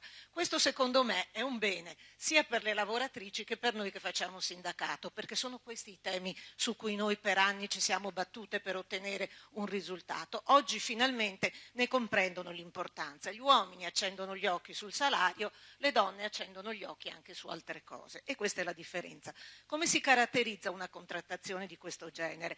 Dipende molto dalla dimensione dell'azienda. Un'azienda grossa si autostruttura rispetto, perché ha un sistema di relazioni, ha anche una diversa capacità economica, può mettere più soldi. Quelle che sono più piccole, e sono la gran parte delle aziende del nostro Veneto, invece usano quella bilateralità che viene contrattata sul territorio, che chiamiamo contrattazione non aziendale ma territoriale, ma che è sempre un secondo livello. I principali interventi su cui agiamo sono quelli in favore della famiglia dei lavoratori, in favore delle crisi aziendali con fondi di solidarietà che sono sovvenzionati in parte dai lavoratori, in parte dalle aziende, e le forme di gestioni che possono essere bilaterali azienda-sindacato, ma spesso, nonostante i soldi li metta l'azienda, sono anche gestite completamente dai rappresentanti sindacali in alcune aziende. Allora, questa mutualità, che già esisteva in realtà nelle nostre aziende del Veneto degli anni 50 e 60, oggi è diventata proprio una forma di contrattazione. E a favore dei dipendenti sono state ridistribuite quote di profitto aziendale che vengono in parte, come dicevo, gestite anche dai lavoratori su circa 500 aziende medio-grandi del Veneto. C'è poi la parte territoriale che riguarda le piccole aziende, che viene gestita dall'ente bilaterale del Veneto, che è l'artigianato, che è l'ente che cura la bilateralità dell'artigianato, ma c'è anche Sani in Veneto, che poi cura invece la parte sanitaria, e ci sono forme di copertura sussidiaria per i lavoratori del commercio e del turismo, ma anche laddove la frammentazione è più alta, nell'edilizia e nell'agricoltura. Ci sono casse di mutualità di settore. I filoni, ve li dicevo, sono il reddito del lavoratore, le spese familiari, le spese sanitarie e il sostegno al lavoro quando questo viene a mancare, e c'è una larga fetta di questo che va, soprattutto quando è fatta dalle donne, in favore della conciliazione lavoro e vita. È la parte che normalmente ci interessa di più, però siccome non è solo quella, c'è anche del resto. Ricordiamo ad esempio il welfare previdenziale che noi abbiamo dovuto mettere in piedi per le riforme della previdenza che hanno colpito soprattutto le donne. Si può quindi affermare che in Veneto la contrattazione sostiene il welfare, essendo sussidiario però il welfare aziendale a quello pubblico, che non può essere né dimenticato né sostituito e che è un dovere di uno Stato moderno. Non dimentichiamoci che parliamo di genere, ma parliamo anche di pari opportunità. Le pari opportunità significano semplicemente che quando uno ha delle possibilità in meno, bisogna fare qualcosa di più di quello che è giusto ed andare a integrare le carenze che ci sono. Questo noi non ce lo dobbiamo mai dimenticare. La presenza delle donne ha modificato la contrattazione e questo per noi è un grande risultato.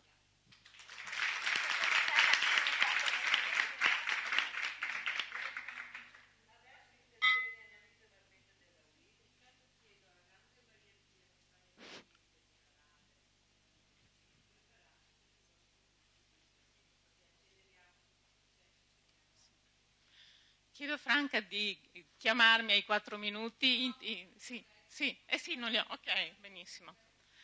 Allora, inverto un po' gli ordini per partire dalle cose più importanti. Il 19 maggio scorso Maria Pia Mannino, responsabile nazionale delle pari opportunità della UIL, è stata designata componente del Comitato di Parità del Consiglio Superiore della Magistratura. Credo che questo sia un ottimo segno del cammino fatto dalle donne, dato che quando io sono nata le donne non potevano accedere alla carica di magistrato. Ma il rischio di tornare indietro da questo cammino è molto alto. Le parole di Mannino all'apertura dei lavori della quarta assemblea della donna UIL riassumono la situazione in cui viviamo ora.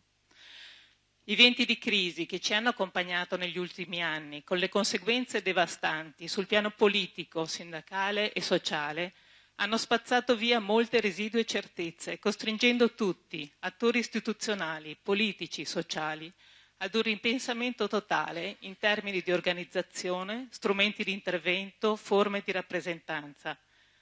La crisi ha travolto le società così come le conoscevamo ed ha aggiunto ai vecchi problemi non risolti nuove criticità. Le disuguaglianze sono aumentate in ogni campo, ma in questo generale arretramento sono ancora le donne ad essere le più penalizzate.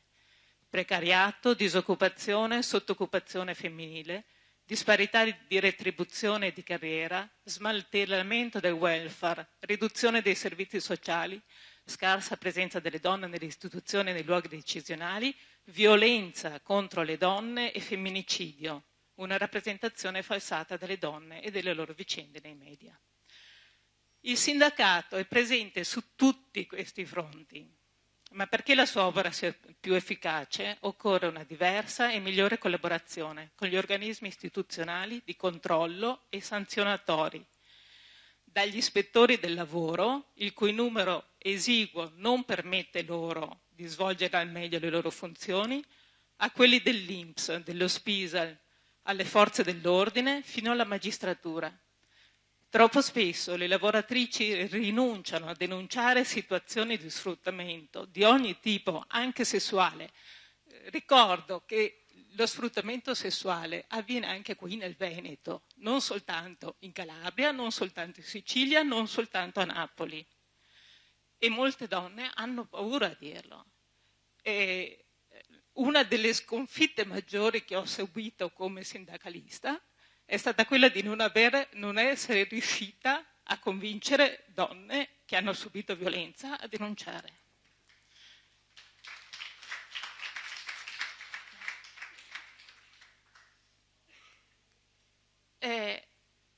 questa era la cosa principale che volevo dire. Faccio riferimento adesso al lavoro ottimo che ho letto della Regione Veneto. Il dossier della Regione Veneto, del Consiglio regionale del Veneto, del 19 dicembre 2014, ci mostra le donne che sono impegnate in misura percentuale minore rispetto agli uomini nel mondo del lavoro retribuito, ma in misura molto maggiore in quello di cura familiare non retribuito. In mancanza di un welfare pubblico, le donne si fanno carico del welfare privato. In questo la legge non ci viene molto d'aiuto. E infatti in fase di approvazione il decreto legislativo, il Jobs Act,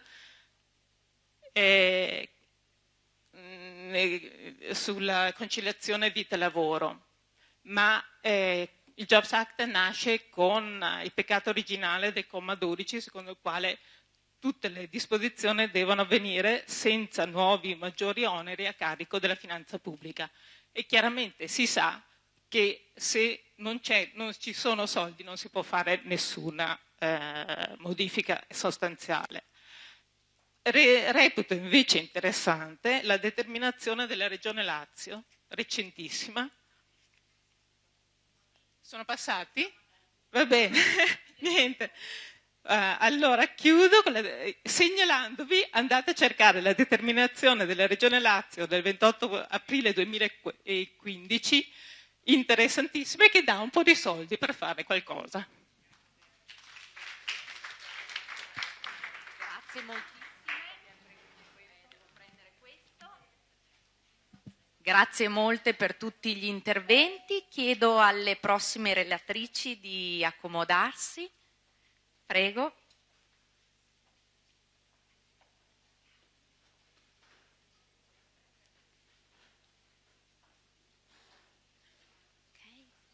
Ganzer Maria Pia mi risulta la prima. Ok. Allora, iniziamo subito questo ulteriore panel con la dottoressa Ganzer Maria Pia dell'INAIL regionale, a cui passo il microfono funzionante. Buongiorno. L'ultimo intervento mi fa venire in mente due cose velocissime. La prima è che è importantissimo che le donne prendano coscienza, e io trovo che nella nostra regione la coscienza sulla differenza tra uomo e donna non c'è, o quantomeno è talmente minima che non si percepisce. La seconda è che il fatto di non avere soldi molto spesso è un escamotage per non fare le cose, invece probabilmente molto meglio è rivisitare le spese come si stanno facendo, ottimizzarle e permettere di disegnare in maniera migliore quello che si può fare, quello che stiamo facendo. A questo livello il concetto di cui io volevo parlarvi era del conciliazione nella pubblica amministrazione. Io lavoro all'INAIL, ma sono anche componente del Comitato Unico di Garanzia sulle discriminazioni in genere. Devo dire che un altro punto di attenzione, visto i 4 minuti andiamo un po' a spot, è il discorso che la pubblica amministrazione è formata da donne e uomini. Oggi come oggi maggiori donne e minori uomini, però sia dal livello amministrativo sia dal livello sindacale la contrattazione, i disegni delle contrattazioni sono fatti dagli uomini, che hanno in effetti criteri molto diversi dai nostri. Il concetto di cura, per esempio, per l'uomo è ancora raro e poco concepito, per cui chiaramente negli strumenti di flessibilità vediamo molto spesso parlare di tempi, di cose, di lungaggini. Noi in effetti, perché solitamente loro pensano o attività sportive oppure doppio lavoro. Il concetto per noi è di cura, per cui la disgrazia ti arriva tra capo e collo, la devi decidere in 3 giorni come sistemare il vecchietto che si è paralizzato, questo è il concetto. E quindi dobbiamo parlare di conciliazione. Anche il termine conciliazione non piace moltissimo ultimamente, piace molto di più condivisione, ma io dico che la conciliazione è un po' come le rughe, ti arrivano senza che tu le voglia. La conciliazione la devi fare, il discorso di condivisione è una cosa abbastanza lunga, parliamo di cultura, quindi è un discorso diverso. Conciliazione. La conciliazione risponde a diversi bisogni, che non sono solo quelli femminili, ma in genere.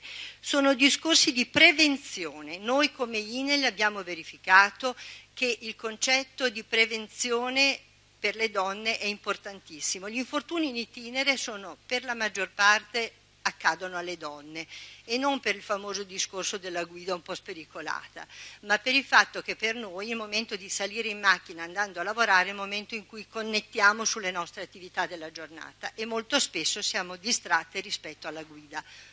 Questo ha fatto sì che da uno studio che noi abbiamo effettuato in alcune regioni, Toscana e Liguria attualmente, verifichiamo che da un questionario specifico chi ha avuto l'incidente molto spesso ha conciliato anziani, giovani, mariti, casa, e quando si arriva al lavoro anche da un'analisi di questo tipo si verifica che ci sono dei problemi.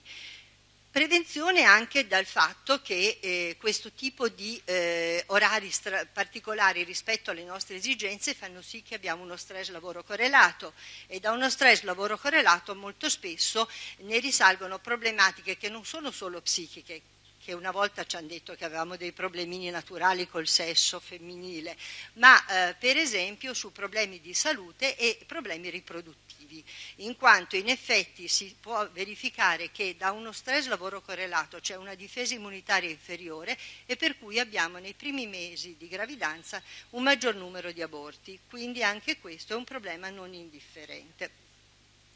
Giusto? Finito? Ah, perfetto. La pubblica amministrazione ha attuato modelli e strumenti di flessibilità molto importanti, flessibilità oraria, ve li elenco, part-time molto flessibile e telelavori, ma non solo il telelavoro, ma anche lo smart working, stabilendo che in questa maniera noi evitiamo di ghettizzare le persone che utilizzano questi strumenti di flessibilità, permettendo loro di fare carriera, di non essere valutati, come dicevano colleghi in precedenza, in maniera malvagia e di perdere economicamente retribuzione.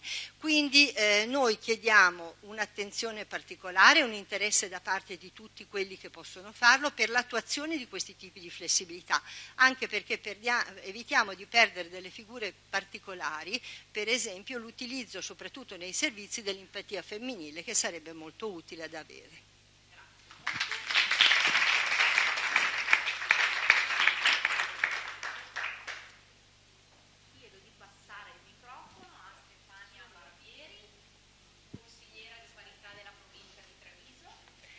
Beh, grazie innanzitutto per l'invito e grazie per la mattinata, ci sono stati degli spunti veramente interessanti.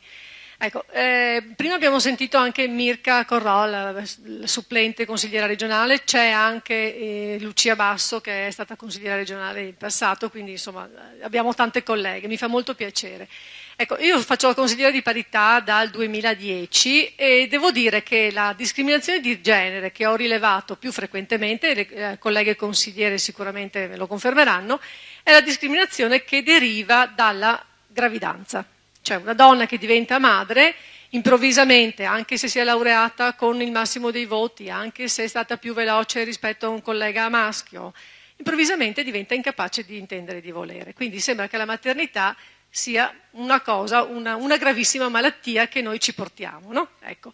Direi che questo è un problema veramente culturale, come l'ha detto chi mi ha preceduto, un problema di questa società, perché nel 2015 ancora parlare di maternità e di gravidanza come problema credo che sia veramente abbastanza arretrato, no? Direi che non avere il riconoscimento sociale della maternità credo che sia veramente uno dei problemi di questo Paese.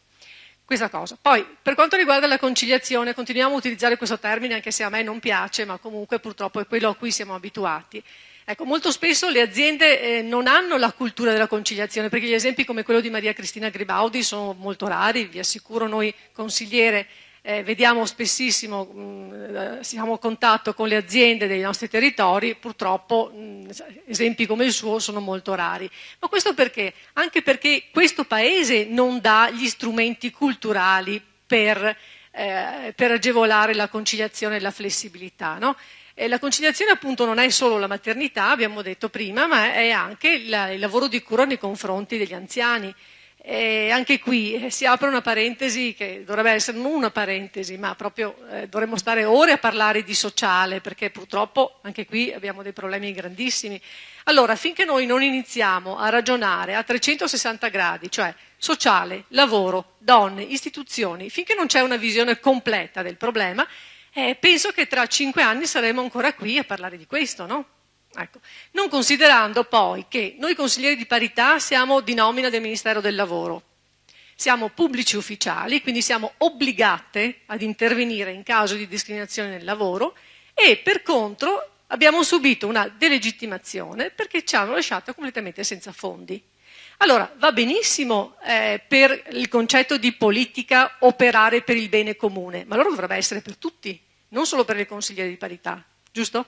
Altrimenti non capisco perché le consigliere di parità debbano avere questo ruolo di pubblico ufficiale con tutte le conseguenze del caso e lasciate a loro stesse. Giusto? Ecco, questa è una cosa che io volevo sottolineare. Poi però io vorrei dirvi un'ultima cosa. L'elettorato italiano per il 52% è femminile. Allora io mi chiedo, abbiamo uno strumento fortissimo che è quello del diritto di voto che abbiamo acquisito nel 1946. Siamo ancora qui a dire che abbiamo bisogno delle quote di genere per essere nei ruoli di potere. Allora, io direi, donne, insomma, mettiamoci veramente in rete, ma facciamola questa rete, una volta per tutte facciamola, perché altrimenti non usciremo mai da questa impasse. Noi non possiamo dire finalmente abbiamo raggiunto il 20% dei consiglieri. No, noi non dovremo più avere bisogno delle quote di genere. Perché una società equilibrata, matura e consapevole dovrebbe avere l'esatta rappresentanza di genere, maschile e femminile. È molto semplice. Noi abbiamo bisogno degli uomini come gli uomini hanno bisogno delle donne, ma è evidente questo, ma è un concetto di società che deve essere cambiato. E credo che gran parte della cultura del cambiamento dipenda da noi. Ecco, io sono sinteticissima, penso di aver rimasto. Grazie.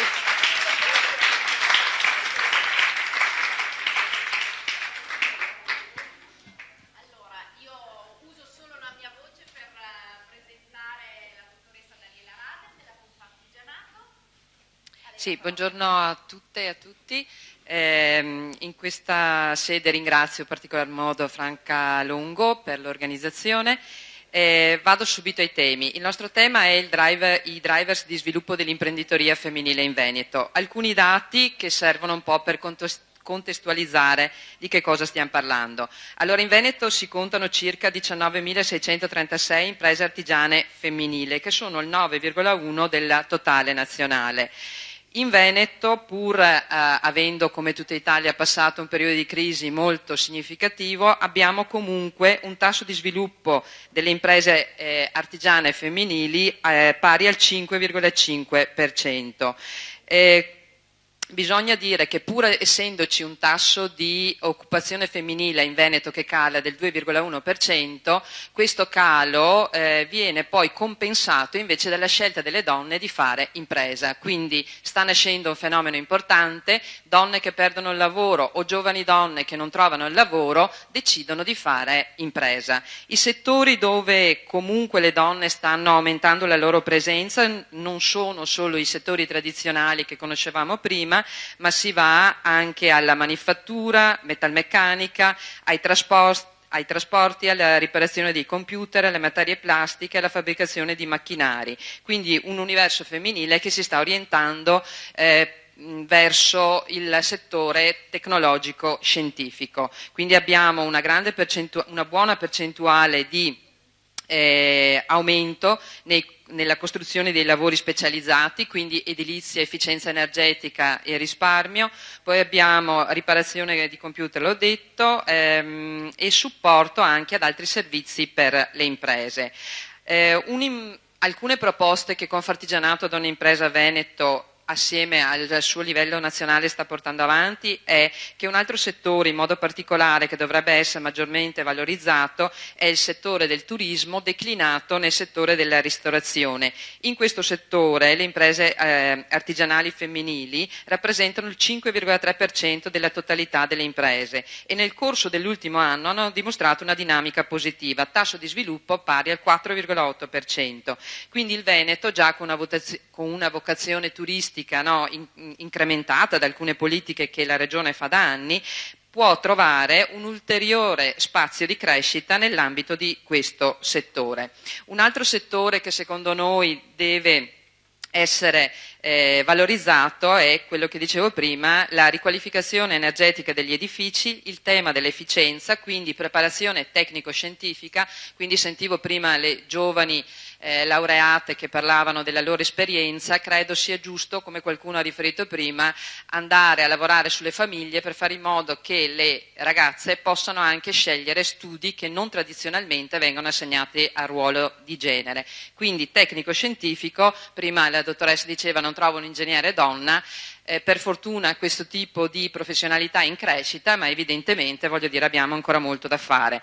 Nel tema dell'efficienza energetica, dell'uso delle fonti rinnovabili, quindi dovrebbe essere maggiormente valorizzata l'attenzione della Regione, ma dell'Italia in genere, soprattutto perché nascono nuove professioni. Esiste proprio una rivista, un libro scritto con le nuove professioni per le giovani generazioni e là c'è molto su cui investire. Quindi considerare il risparmio energetico come un motore per l'economia porterebbe non solo benefici al cittadino, alle imprese, alla pubblica amministrazione e agli investitori, ma porterebbe effettivamente nuovi posti di lavoro. Servono però modelli applicativi e nuovi strumenti finanziari perché in Italia applicare questo tipo di lavoro è sempre più difficile che negli altri paesi. Sarò sintetica. Per quanto riguarda i servizi alle persone e alle famiglie, cosa abbiamo proposto al Governo? Allora, per le imprenditrici, l'istituzione di un voucher per formare i collaboratori chiamati a sostituire temporaneamente la titolare nell'attività di impresa quando anche la titolare fa figli. Un credito d'imposta per investimenti in progetti di conciliazione lavoro-famiglia e in attività di impresa nei settori legati al welfare familiare, sgravi fiscali e contributi per assunzione a tempo determinato di coadiuvanti nel periodo di maternità o di assistenza a figli minori e anziani. Il modello di conciliazione a cui noi tendiamo in termini di buone prassi sono il modello francese piuttosto che il modello svedese. Sono modelli che declinati nei nostri paesi, soprattutto nelle piccole imprese, potrebbero trovare ovviamente delle opportunità diverse. Crediamo sia opportuno investire sul sistema del credito alle piccole imprese perché anche le giovani donne, se vogliono fare impresa, hanno necessità di trovare un credito più facile e non ultimo investire sulle reti di impresa per innovare un tessuto imprenditoriale che seppur piccolo può oggi in aggregazione andare a confrontarsi con mercati internazionali per la specializzazione che porta in essi. Grazie. Voglio aggiungere solo una cosa. Allora, il 25 e il 26 giugno saremo tutti a Milano come prima tappa verso questa conferenza mondiale, quindi avremo un appuntamento internazionale e parleremo di imprese femminili. E lanciamo con ICE, l'Istituto del Commercio Estero, il Made in Woman, Made in Italy. Quindi io invito le imprese del Veneto, abbiamo ancora tempo, per scegliere insomma, queste imprese da promuovere. Abbiamo un format da riempire, di modo che entrano in un catalogo digitale ed è il primo lancio di internalizzazione delle imprese femminili. Quindi un percorso veramente importante di spinta verso l'innovazione e l'internalizzazione. E a proposito di imprenditoria femminile chiude il panel Stefania Brogin. Grazie.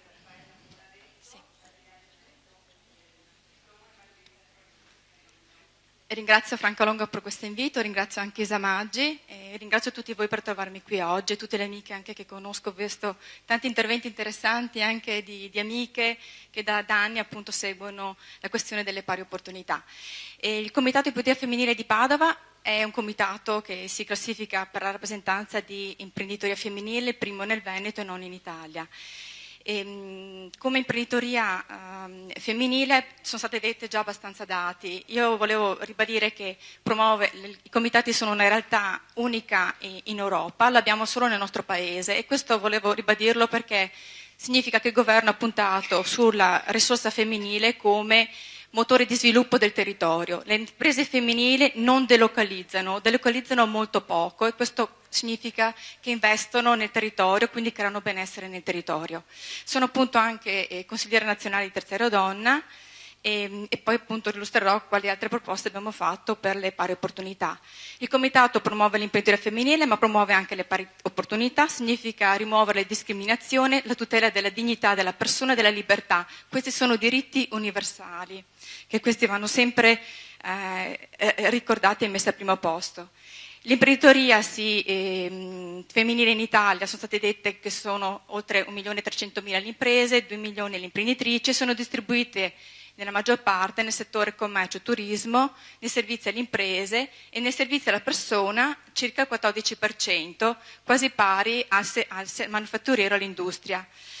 Proprio nei servizi alla persona stiamo notando un incremento di anno in anno, facendo l'esempio della provincia di Padova, circa un 5% in più rispetto al 2013, nel Veneto un 4% in più e a livello Italia più 1,7%. Poi logicamente le differenze sono anche dettate insomma, dalle regionalità, ma comunque il trend è sicuramente positivo. Sicuramente le attitudini femminili si prestano molto a questo settore dell'assistenza e dei servizi alla persona e sanitari.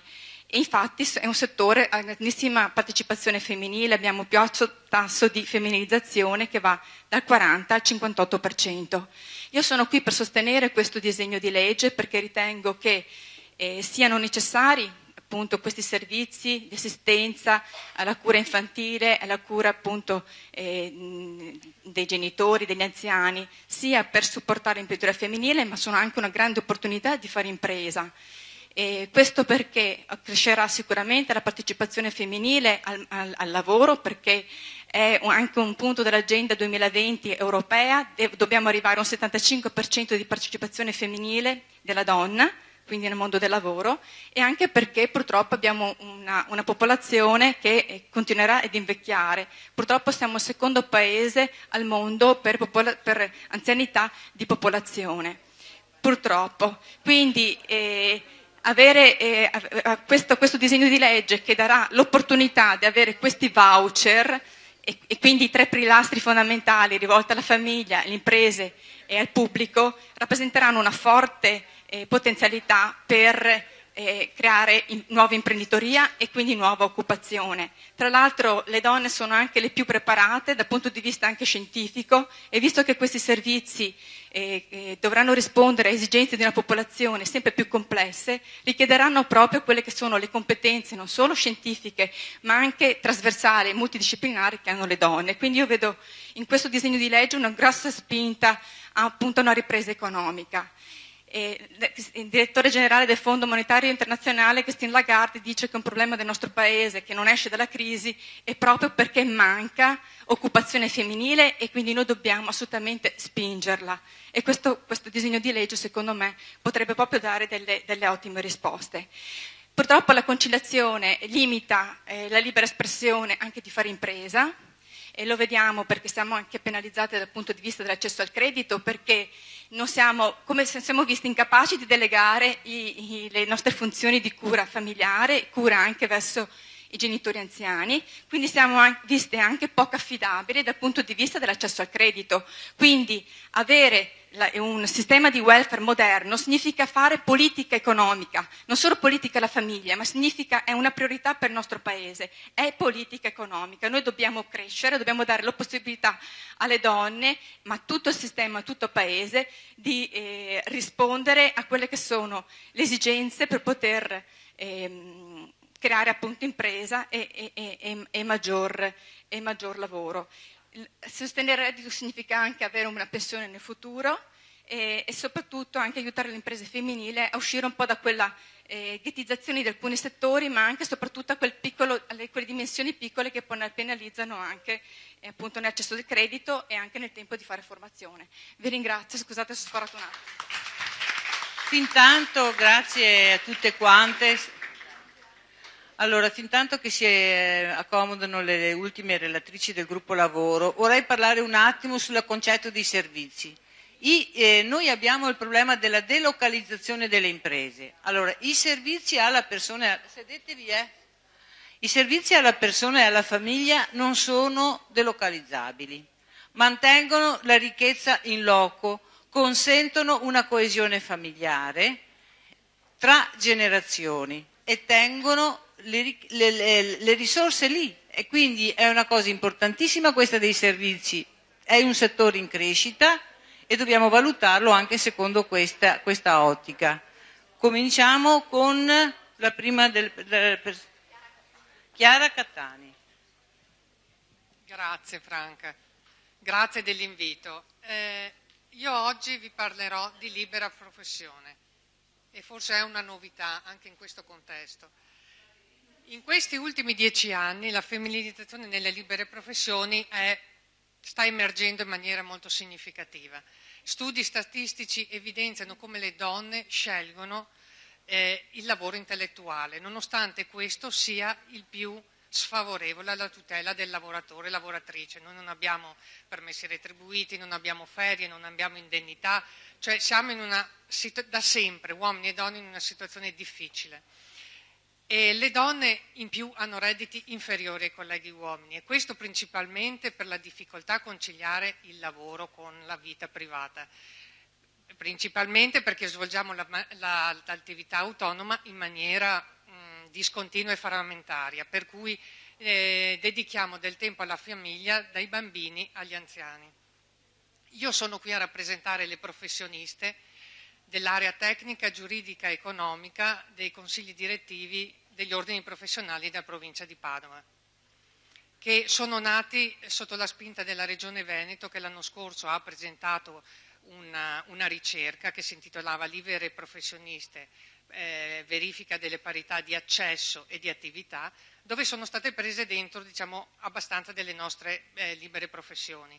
In questo ambito la ricerca era finalizzata anche a sensibilizzare i nostri ordini professionali, dove le pari opportunità non esistono, o comunque se esistono con molta fatica, e quindi promuovere anche la costituzione di organismi di pari opportunità ove mancano. Tra le professioni più attente e sensibili abbiamo quella di avvocato, quella di commercialista e quella di consulente del lavoro.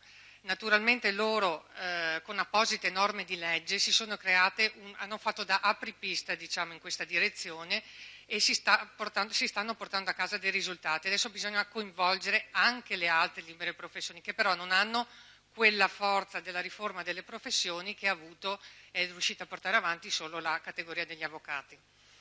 Per questo siamo presenti a questo importante evento, per segnalare la nostra presenza e anche per dare delle idee, perché vogliamo concretezza. Quindi abbiamo buttato giù dei punti che noi vogliamo chiedere alla Regione in particolare di inserire questi coordinamenti interprofessionali di pari opportunità, che al momento ci sono nella Regione Veneto, a Padova e a Verona, si stanno formando nelle altre province, e quindi che vengano riconosciuti come soggetti interlocutori per partecipare alle politiche di genere, perché noi esistiamo, anche noi facciamo più di 1 milione di professionisti in Italia, uomini e donne, però siamo come dimenticati, siamo come fantasmi. Chiediamo di modificare la legge numero 1 del 2000, che è una legge dove noi chiediamo di inserire le libere professioniste al pari dell'imprenditoria femminile, dove la Regione promuove, finanzia e sostiene tante iniziative legate all'imprenditoria femminile, ma le libere professioniste non fanno parte di questo gruppo. Chiediamo anche alla politica di promuovere l'equiparazione dei liberi professionisti in generale alle PMI, piccole e medie imprese, perché in Europa si parla tanto che siamo equiparati, in realtà dal punto di vista giuridico siamo 2 entità diverse, e quindi noi vogliamo in particolare accedere anche ai finanziamenti europei, che sono molto più sensibili e attenti alle pari opportunità.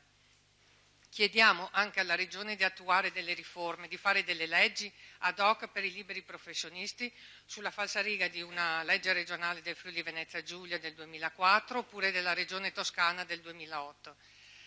In ultimo chiediamo di spingere anche noi alla politica la discussione ci sembra l'unica sensata proposta politica dedicata alla famiglia, che è quella di questi voucher universali alla cura della persona e della famiglia, perché effettivamente ci sembra una risposta univoca, legata alla famiglia, quindi al lavoratore uomo-donna, che porterebbe un benessere e un aiuto anche alla libera professione, perché effettivamente stiamo soffocati in generale e stiamo in difficoltà. Grazie per l'attenzione.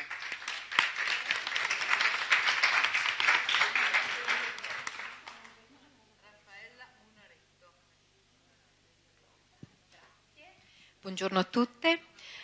La cosa di cui voglio parlarvi è il progetto Famiglia, Impresa e Lavoro, che è nato all'interno di Confcooperative, in particolare della Commissione Dirigenti Cooperatrici nazionale e veneta di Confcooperative.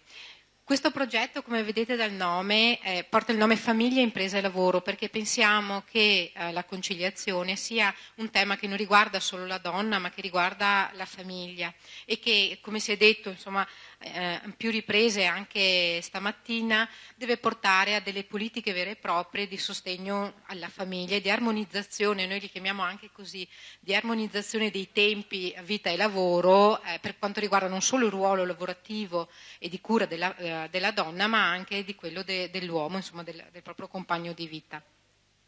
Questo progetto ha preso inizio nel 2008 e ha concluso la parte, diciamo, di ricerca, di mappatura del territorio nel 2011.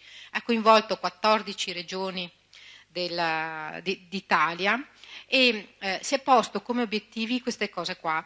Allora, individuare quali strategie le cooperative utilizzano per favorire la conciliazione dei soci lavoratori e con quali strumenti.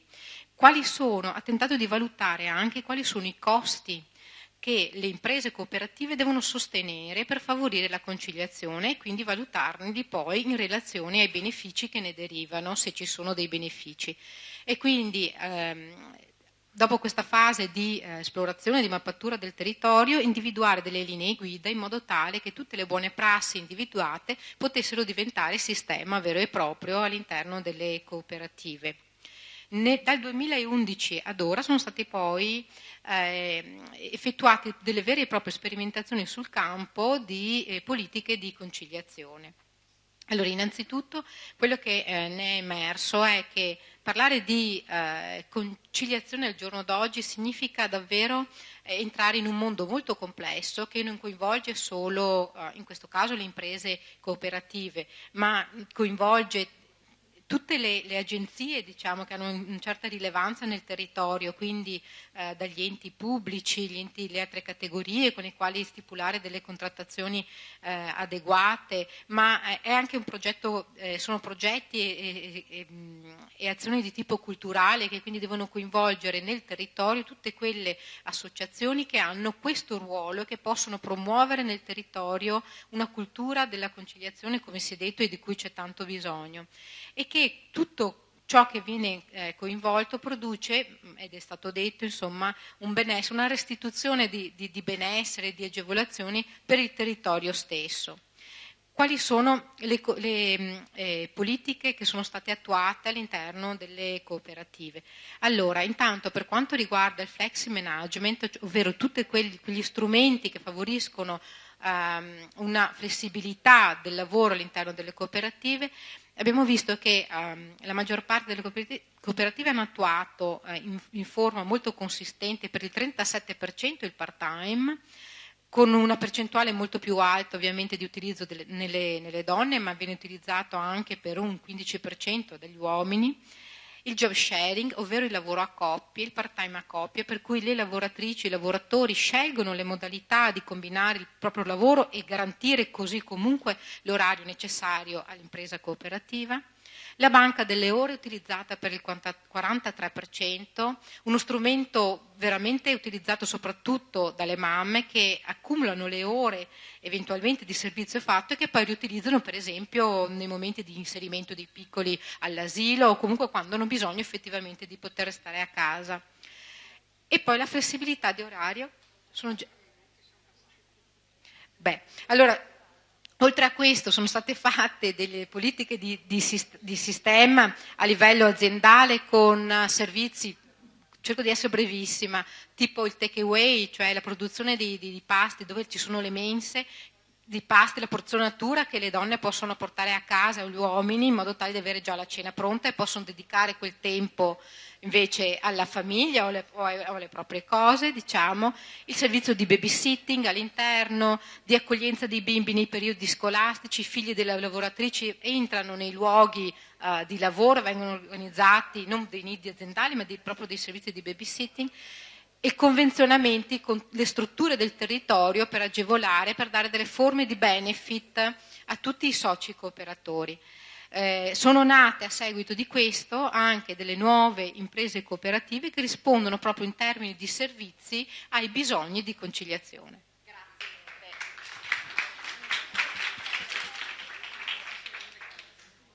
Allora, Lucia Basso, la nostra prossima relatrice. Grazie, velocissima. Intanto vi dico che mi piacerebbe avere il tempo di raccontarvi le ultime 2 esperienze che sto facendo, quella di consigliera di fiducia molestie e mobbing in un'azienda privata sanitaria, le azioni di contenimento e le azioni di miglioramento che stanno in capo alla formazione e all'addestramento del personale anche nei confronti degli utenti. Ecco, segnalazioni di molestie da personale sugli utenti, e poi mi piacerebbe raccontarvi questa nuova avventura della nuova associazione che ho intitolato Rigenera Azione, quindi cambiare, rigenerarsi attraverso l'azione. Imparare a prevenire, gestire, quindi non solo culturalmente, gestire e risolvere conflitti e situazioni di discriminazione. Non è il tema. Il tema affidato è le discriminazioni di genere e multiple. Leggo che così sono sicura di stare dentro i minuti assegnati. Allora, intanto diciamo che non esiste una normativa unica sulle discriminazioni, ma molte normative in Italia, no? Distinte. Abbiamo il decreto legislativo 198/06, che è il famoso codice delle pari opportunità per quanto riguarda le discriminazioni di genere, e poi gli altri 2 decreti, 215 e 216 del 2003. Il primo riguarda le discriminazioni per motivi di razza e di origine etnica, l'altro per motivi vari, che sono la religione, le convinzioni personali, l'handicap, l'età e l'orientamento sessuale. Chi in prima linea nel contrasto alle discriminazioni avverte ogni giorno in misura crescente la difficoltà di intervenire. Perché? Perché queste norme sono farraginose, dispersive e poi sono molto differenti a seconda delle motivazioni. Per esempio, la definizione di discriminazione cambia a seconda dei motivi.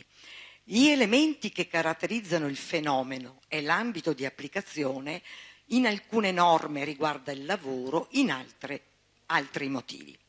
Poi c'è la differenza della possibilità di ricorrere al giudice e quali sono i soggetti legittimati a farlo.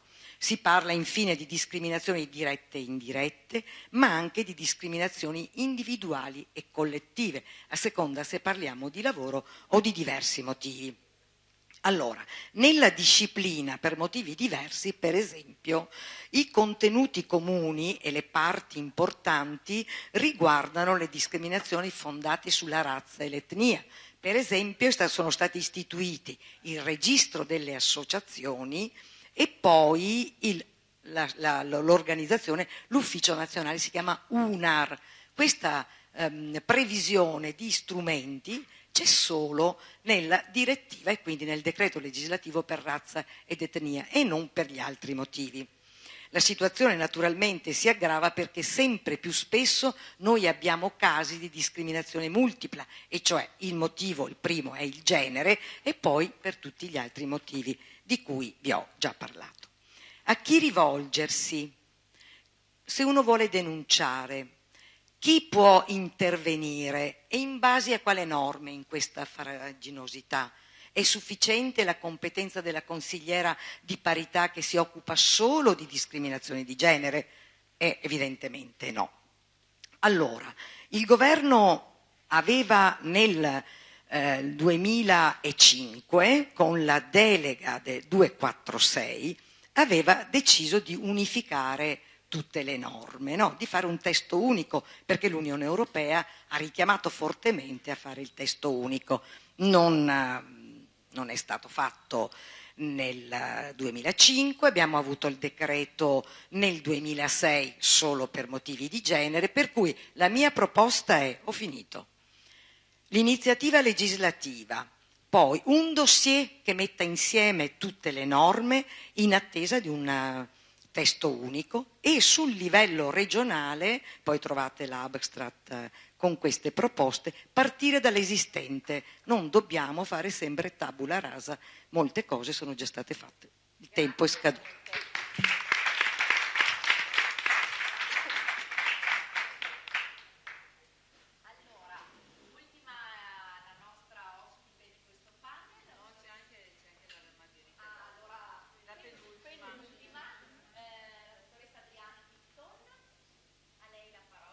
Grazie, buongiorno, grazie. Voglio ringraziare, sono Adriana Titon, voglio ringraziare in modo particolare la signora Franca Longo e la dottoressa Maggi per avermi dato questa opportunità. Sono un'imprenditrice veneta che praticamente si occupa dal 1988 di prevenzione e di benessere col prodotto naturale. Come vi dicevo, anch'io leggo, che così sono sicura di stare dentro i 4 minuti. Ho fondato la mia azienda nel 1988 e da allora prendo piante selvatiche in Italia e in tutto il resto del mondo, perché lavoriamo solo il prodotto a crescita spontanea. Facciamo arrivare il prodotto in Italia, il prodotto va in quarantena, dove viene controllata sia l'oscillazione del principio attivo, sia che il prodotto sia idoneo, non ci siano muffe e cose di questo tipo, e quindi col prodotto a crescita spontanea chiaramente noi andiamo oltre al biologico, perché noi sappiamo perfettamente che quello che la natura salva è buono. Diversamente, se ci sono nel terreno sostanze che non vanno bene o piogge che hanno fatto male alla pianta, la pianta non matura, o quantomeno non si matura il principio attivo. Quindi ecco perché abbiamo la quarantena. Una volta che i prodotti vanno in quarantena, facciamo un'estrazione praticamente molto morbida, con un processo molto particolare, in maniera che non venga alterato il principio attivo della pianta e non venga traumatizzata. Non ci sono inquinanti nel momento in cui si fanno le estrazioni. Tanti prodotti, per velocizzare, vengono estratti praticamente con i solventi, e lo sappiamo tutti. Noi abbiamo eliminato anche questo, se no non aveva senso raccogliere le piante a crescita spontanea. A questo punto questi prodotti, che sono fatti in questo modo, non vengono distribuiti dal 1988 per una scelta politica né in erboristeria, né in farmacia, né nei negozi specializzati, ma la MEI ha deciso di formare praticamente delle consulenti che possano portare questa informazione e quindi poter spiegare al cliente perché prediligere un prodotto a crescita spontanea più che un biologico, più che un qualsiasi altro tipo di prodotto, perché se parliamo di prevenzione o siamo sinceri fino in fondo o non parliamo di prevenzione, giusto? Bene, da 27 anni faccio questo lavoro e le consulenti praticamente che collaborano con me, stiamo invecchiando insieme, perché ancora dopo 27 anni ci sono persone che collaborano con me. Sentivo parlare prima di problemi di pressione e quant'altro. Io quest'anno ho nominato le senatrici, perché ho delle persone che hanno già un portafoglio clienti talmente fantastico che alla bella età di 76 anni continua bellamente a lavorare. Vi posso garantire che sono quasi più brave delle ventenni. Quindi questa è una realtà che mi fa piacere far anche conoscere sostanzialmente. Che dirvi ancora? A questo punto il perché essere qua e perché raccontarvi questa storia? Perché quello che non riesco a trasmettere, e spero veramente che questa opportunità che mi è stata data oggi possa servire a questo, non riesco a convincere le persone giovani che questa è un'opportunità straordinaria, che è un lavoro imprenditoriale, che si fa l'imprenditore di se stessi, che si decide quando si vuole guadagnare, che si può stare vicino ai figli, ai mariti, alla casa, ai nonni, come sentivo dire prima, basta solo volerlo fare e organizzarsi fino in fondo.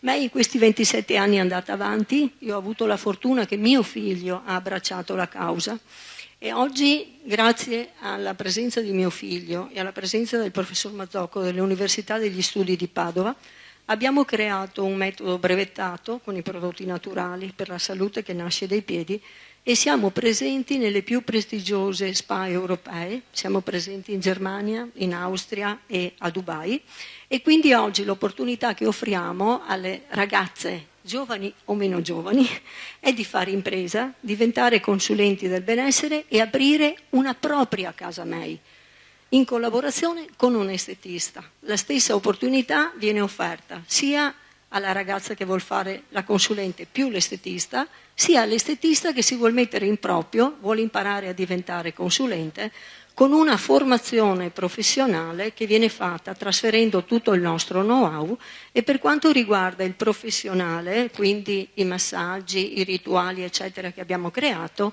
l'assistenza viene fatta, la preparazione viene fatta dal professor Mazzocco dell'Università degli Studi di Padova. Vi ringrazio e chiedo scusa se sono andata oltre il tempo.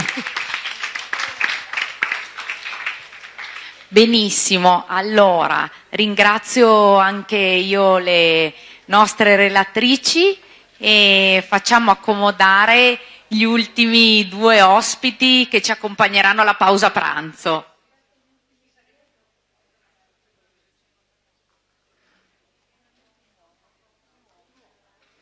Apprezziamo il coraggio dell'unico uomo che questa mattina si siede a questo tavolo, per cui lascio che si presentino.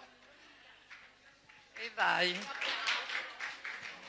Sì, credo che veramente abbia avuto coraggio ad affrontare un'aula solo di donne e ad ascoltarci dall'inizio fino alla fine. È parità di genere questa e nella nostra associazione la parità è fondamentale. Nei soci fondatori abbiamo un altro uomo che stamattina non ha potuto intervenire. Allora, il logo, non so se riesci a mandarlo, ecco il logo. Nel nostro logo due figure si interfacciano ai lati di un ponte. Alle spalle una città non ancora a misura di donna ed una goccia, che forse non si vede, che cade lenta, perché le trasformazioni sono lente. Cercherò di essere più veloce possibile per dare più spazio a Antonio Massocco. Cultura, formazione, pari opportunità di genere sono i punti cardine del nostro statuto. Verifica, ricerca, sostegno in questi settori alla base di un progetto di crescita economica per combattere una criticità che perdura in un territorio dove la forza lavorativa femminile ha sostenuto l'economia da sempre. Vorrei velocemente partire dalla piattaforma d'azione di Pechino, definita l'impegno internazionale più ambizioso per realizzare anche l'empowerment delle donne. Nel programma di azione appare come concetto chiave, con le percentuali relative alla povertà e dalla formazione che io salterei le percentuali perché stamattina se ne è parlato, però mi soffermerei sui dati ONU dal 1995 al 2010 ed in Pechino 5, con percentuali bassissime di istruzione, con conseguente equazione ignoranza-povertà, che rimane incollata al genere femminile. Chissà perché. Empowerment, nuova energia e motivazione, puntando sulla parte di sé che vuole e deve cambiare, crescere e creare, guardando senza timore ma con fiducia alle proprie opportunità e da quelle presenti nel contesto, alle proprie opportunità, perché ne abbiamo tante. Andare oltre imparando ad andare oltre se stesse. Contesto e territorio che offrono poche possibilità di lavoro dipendente, per cui estrema fragilità economica, soprattutto personale. Fragilità che ha radici profonde, aggravate dal divario donna-uomo, ma sempre radici culturali. Nuova povertà strisciante, legata alla crisi ma anche ad uno stato emozionale che porta la donna al solito sacrificio di se stessa. carichi familiari pesantissimi per presenza di anziani, disabili e quant'altro, poca condivisione, strutture insufficienti o costose. Allora si accettano tutti i compromessi e l'elenco è lungo e lo conoscete. In queste situazioni, paradossalmente, esiste anche il contrario. In tempi di crisi, i marchi di cosmesi aumentano le percentuali delle loro vendite del 35% circa. Aumenta l'acquisto di prodotti a basso costo, forse non controllati. Il concetto è: se sono più bella, ci sono, esisto, acquisto sicurezza. A me appare come un messaggio di drammatica affermazione. Noi siamo una PS, nella possibilità di pagare i collaboratori per dare lavoro, una stagista e lavori a chiamata per iniziative varie, una delle tante gocce per dare lavoro. La priorità rimane occuparsi di economia al femminile, con formazione donna, unico dominio. Abbiamo perseguito un percorso formativo innovativo, puntando sul coraggio, l'intraprendenza e la fantasia delle donne, con l'occhio attento alla concretezza del risultato, seguendo il vento dell'Est, il vento di Gabriella Taddeo. Tecnologia digitale e di informazione a braccetto con la tradizione. Internet e sogni daranno alle donne di ogni età istruzione, condizione e provenienza lavorativa e migratoria la possibilità di creare lavori nuovi o rivisitati, ma rinnovati dalle loro stesse start-up, che andiamo a sollecitare con formazione di nuova concezione, divisa per gruppi e sottogruppi, perché tutti si sentano partecipi di una creazione all'interno di un progetto, quello di avanzare insieme. Comprendiamo anche le istruzioni per l'uso delle istituzioni, perché la donna spesso non sa come funziona esattamente il concetto istituzioni, ossia per sapere chi fa e chi fa cosa. Grazie.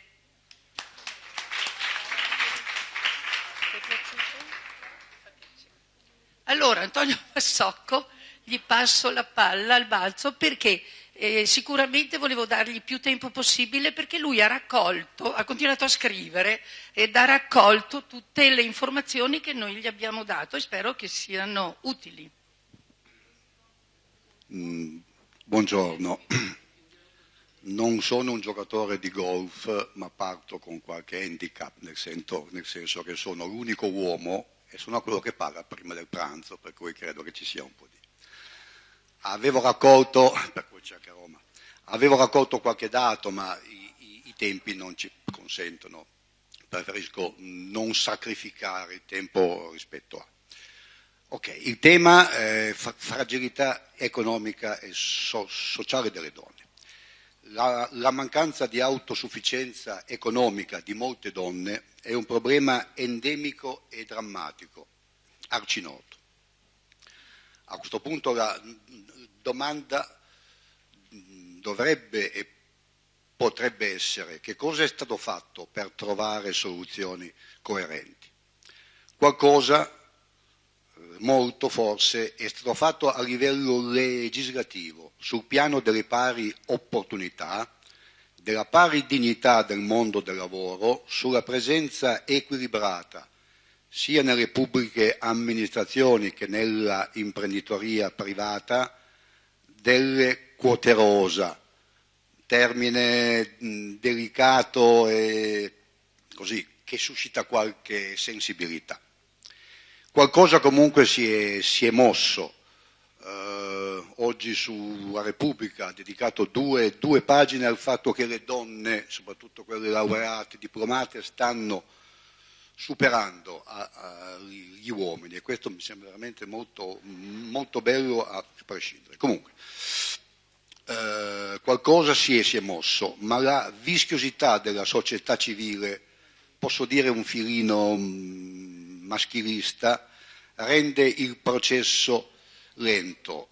Basta vedere le elezioni regionali, prima Stefania Barbieri citava la percentuale, viva Dio, la media degli eletti donne sono intorno al 20-25%, e in alcuni casi stiamo parlando di regioni rosse. Vabbè.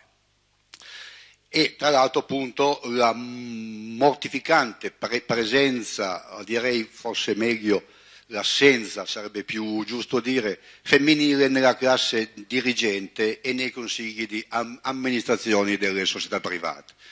Si dice 1 su 5, può essere vero nei consigli di amministrazione perché c'è una precisa legge che impone il 30%. Io sono stato dirigente per una vita in grosse società, di donne dirigenti su 20-25 ce n'erano una, forse 2. Quindi non è azzardato affermare che sul piano economico concreto poco o nulla è stato fatto.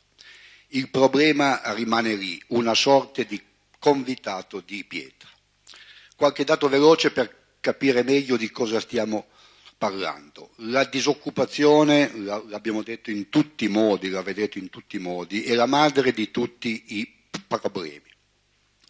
Quella femminile, quella per libera scelta necessaria, toglie luminosità, incupisce il colore rosa. Un dato nuovo che forse mi ricordo un articolo su un giornale di qualche mese fa, la retribuzione virtuale di una casalinga, cioè considerando quello che una casalinga fa durante il giorno per 365 giorni, calcolata su parametri reali dovrebbe essere di almeno 3.000 euro al mese, per quello che quotidianamente fa 365 giorni all'anno. Il salario medio femminile, è stato detto prima, parità di ruolo, è di circa il 10%. Sì. È di circa il 10% in meno. In Europa siamo in buona compagnia, però questo non ci dà grandi soddisfazioni. Quindi questo è il ciclo vizioso. So che esaspero il concetto, ma è chiaro. Io donna, la donna non lavora, non guadagna, non produce ricchezza, non versa contributi, non crea una qualche forma di risparmio, non ho una indennità di fine rapporto. Dopo una vita di lavoro devo sopravvivere con una pensione minima in un contesto di welfare. Le soluzioni, la ricerca di soluzioni, non abbiamo nessuno di noi, di voi, ha la bacchetta magica, passa attraverso e viene stimolato dalla consapevolezza del problema. Questo consesso, iniziative come quelle di oggi sono importanti per mettere in moto un meccanismo concreto. Scusate il termine, stiamo parlando di un fatto banale, di investimenti e di soldi. Velocemente vedo due strade, una di tipo volontario, una di tipo istituzionale. Lasciamo perdere per il momento e qua quelle di tipo istituzionale. Le risposte di tipo volontario sono di due tipi, uno di tipo personale, individuale, uno di tipo collettivo o mutualistico. Si tratta sempre di tirar fuori dei soldi per costruirsi o implementare una forma di assistenza e previdenza privata. Soldi che potrebbero anche confluire in tutto o in parte in una sorta di cassa di previdenza rosa, una sorta di mutualità, magari con integrazioni pubbliche. E esistono nel mondo del privato delle casse dove il singolo versa e l'azienda versa, in questo caso l'azienda potrebbe forse essere lo Stato o la Regione. Comunque, la proposta operativa che suggeriamo è quella di creare, molto semplicemente, ma operativamente, un tavolo di lavoro da identificare concretamente tra questa realtà di chi ha voglia di impegnarsi su questo progetto e le due istituzioni private che gestiscono i soldi, le banche e le compagnie di assicurazioni. L'obiettivo del tavolo di lavoro deve essere quello di creare una piattaforma di proposte congiunte tra il nostro gruppo di lavoro, l'ABI che rappresenta le banche, l'ANIA che rappresenta le compagnie, per rappresentare l'eccellenza in termini di completezza di garanzie. Ci potrebbe tra l'altro stare anche una forma di indennizzo della violenza fisica e psicologica sulle donne, di snellezza ed utilità gestionale, di redditività reale, una sorta di welfare privato etico. Si è parlato tra l'altro anche di start-up, giuro che finisco. Lo start-up ha bisogno di credito, perché non pensare sempre su questo tavolo a una forma di credito privilegiato. Che cosa c'è bisogno oggi? Di concretezza, buona volontà, tempo, creatività. Grazie e scusate.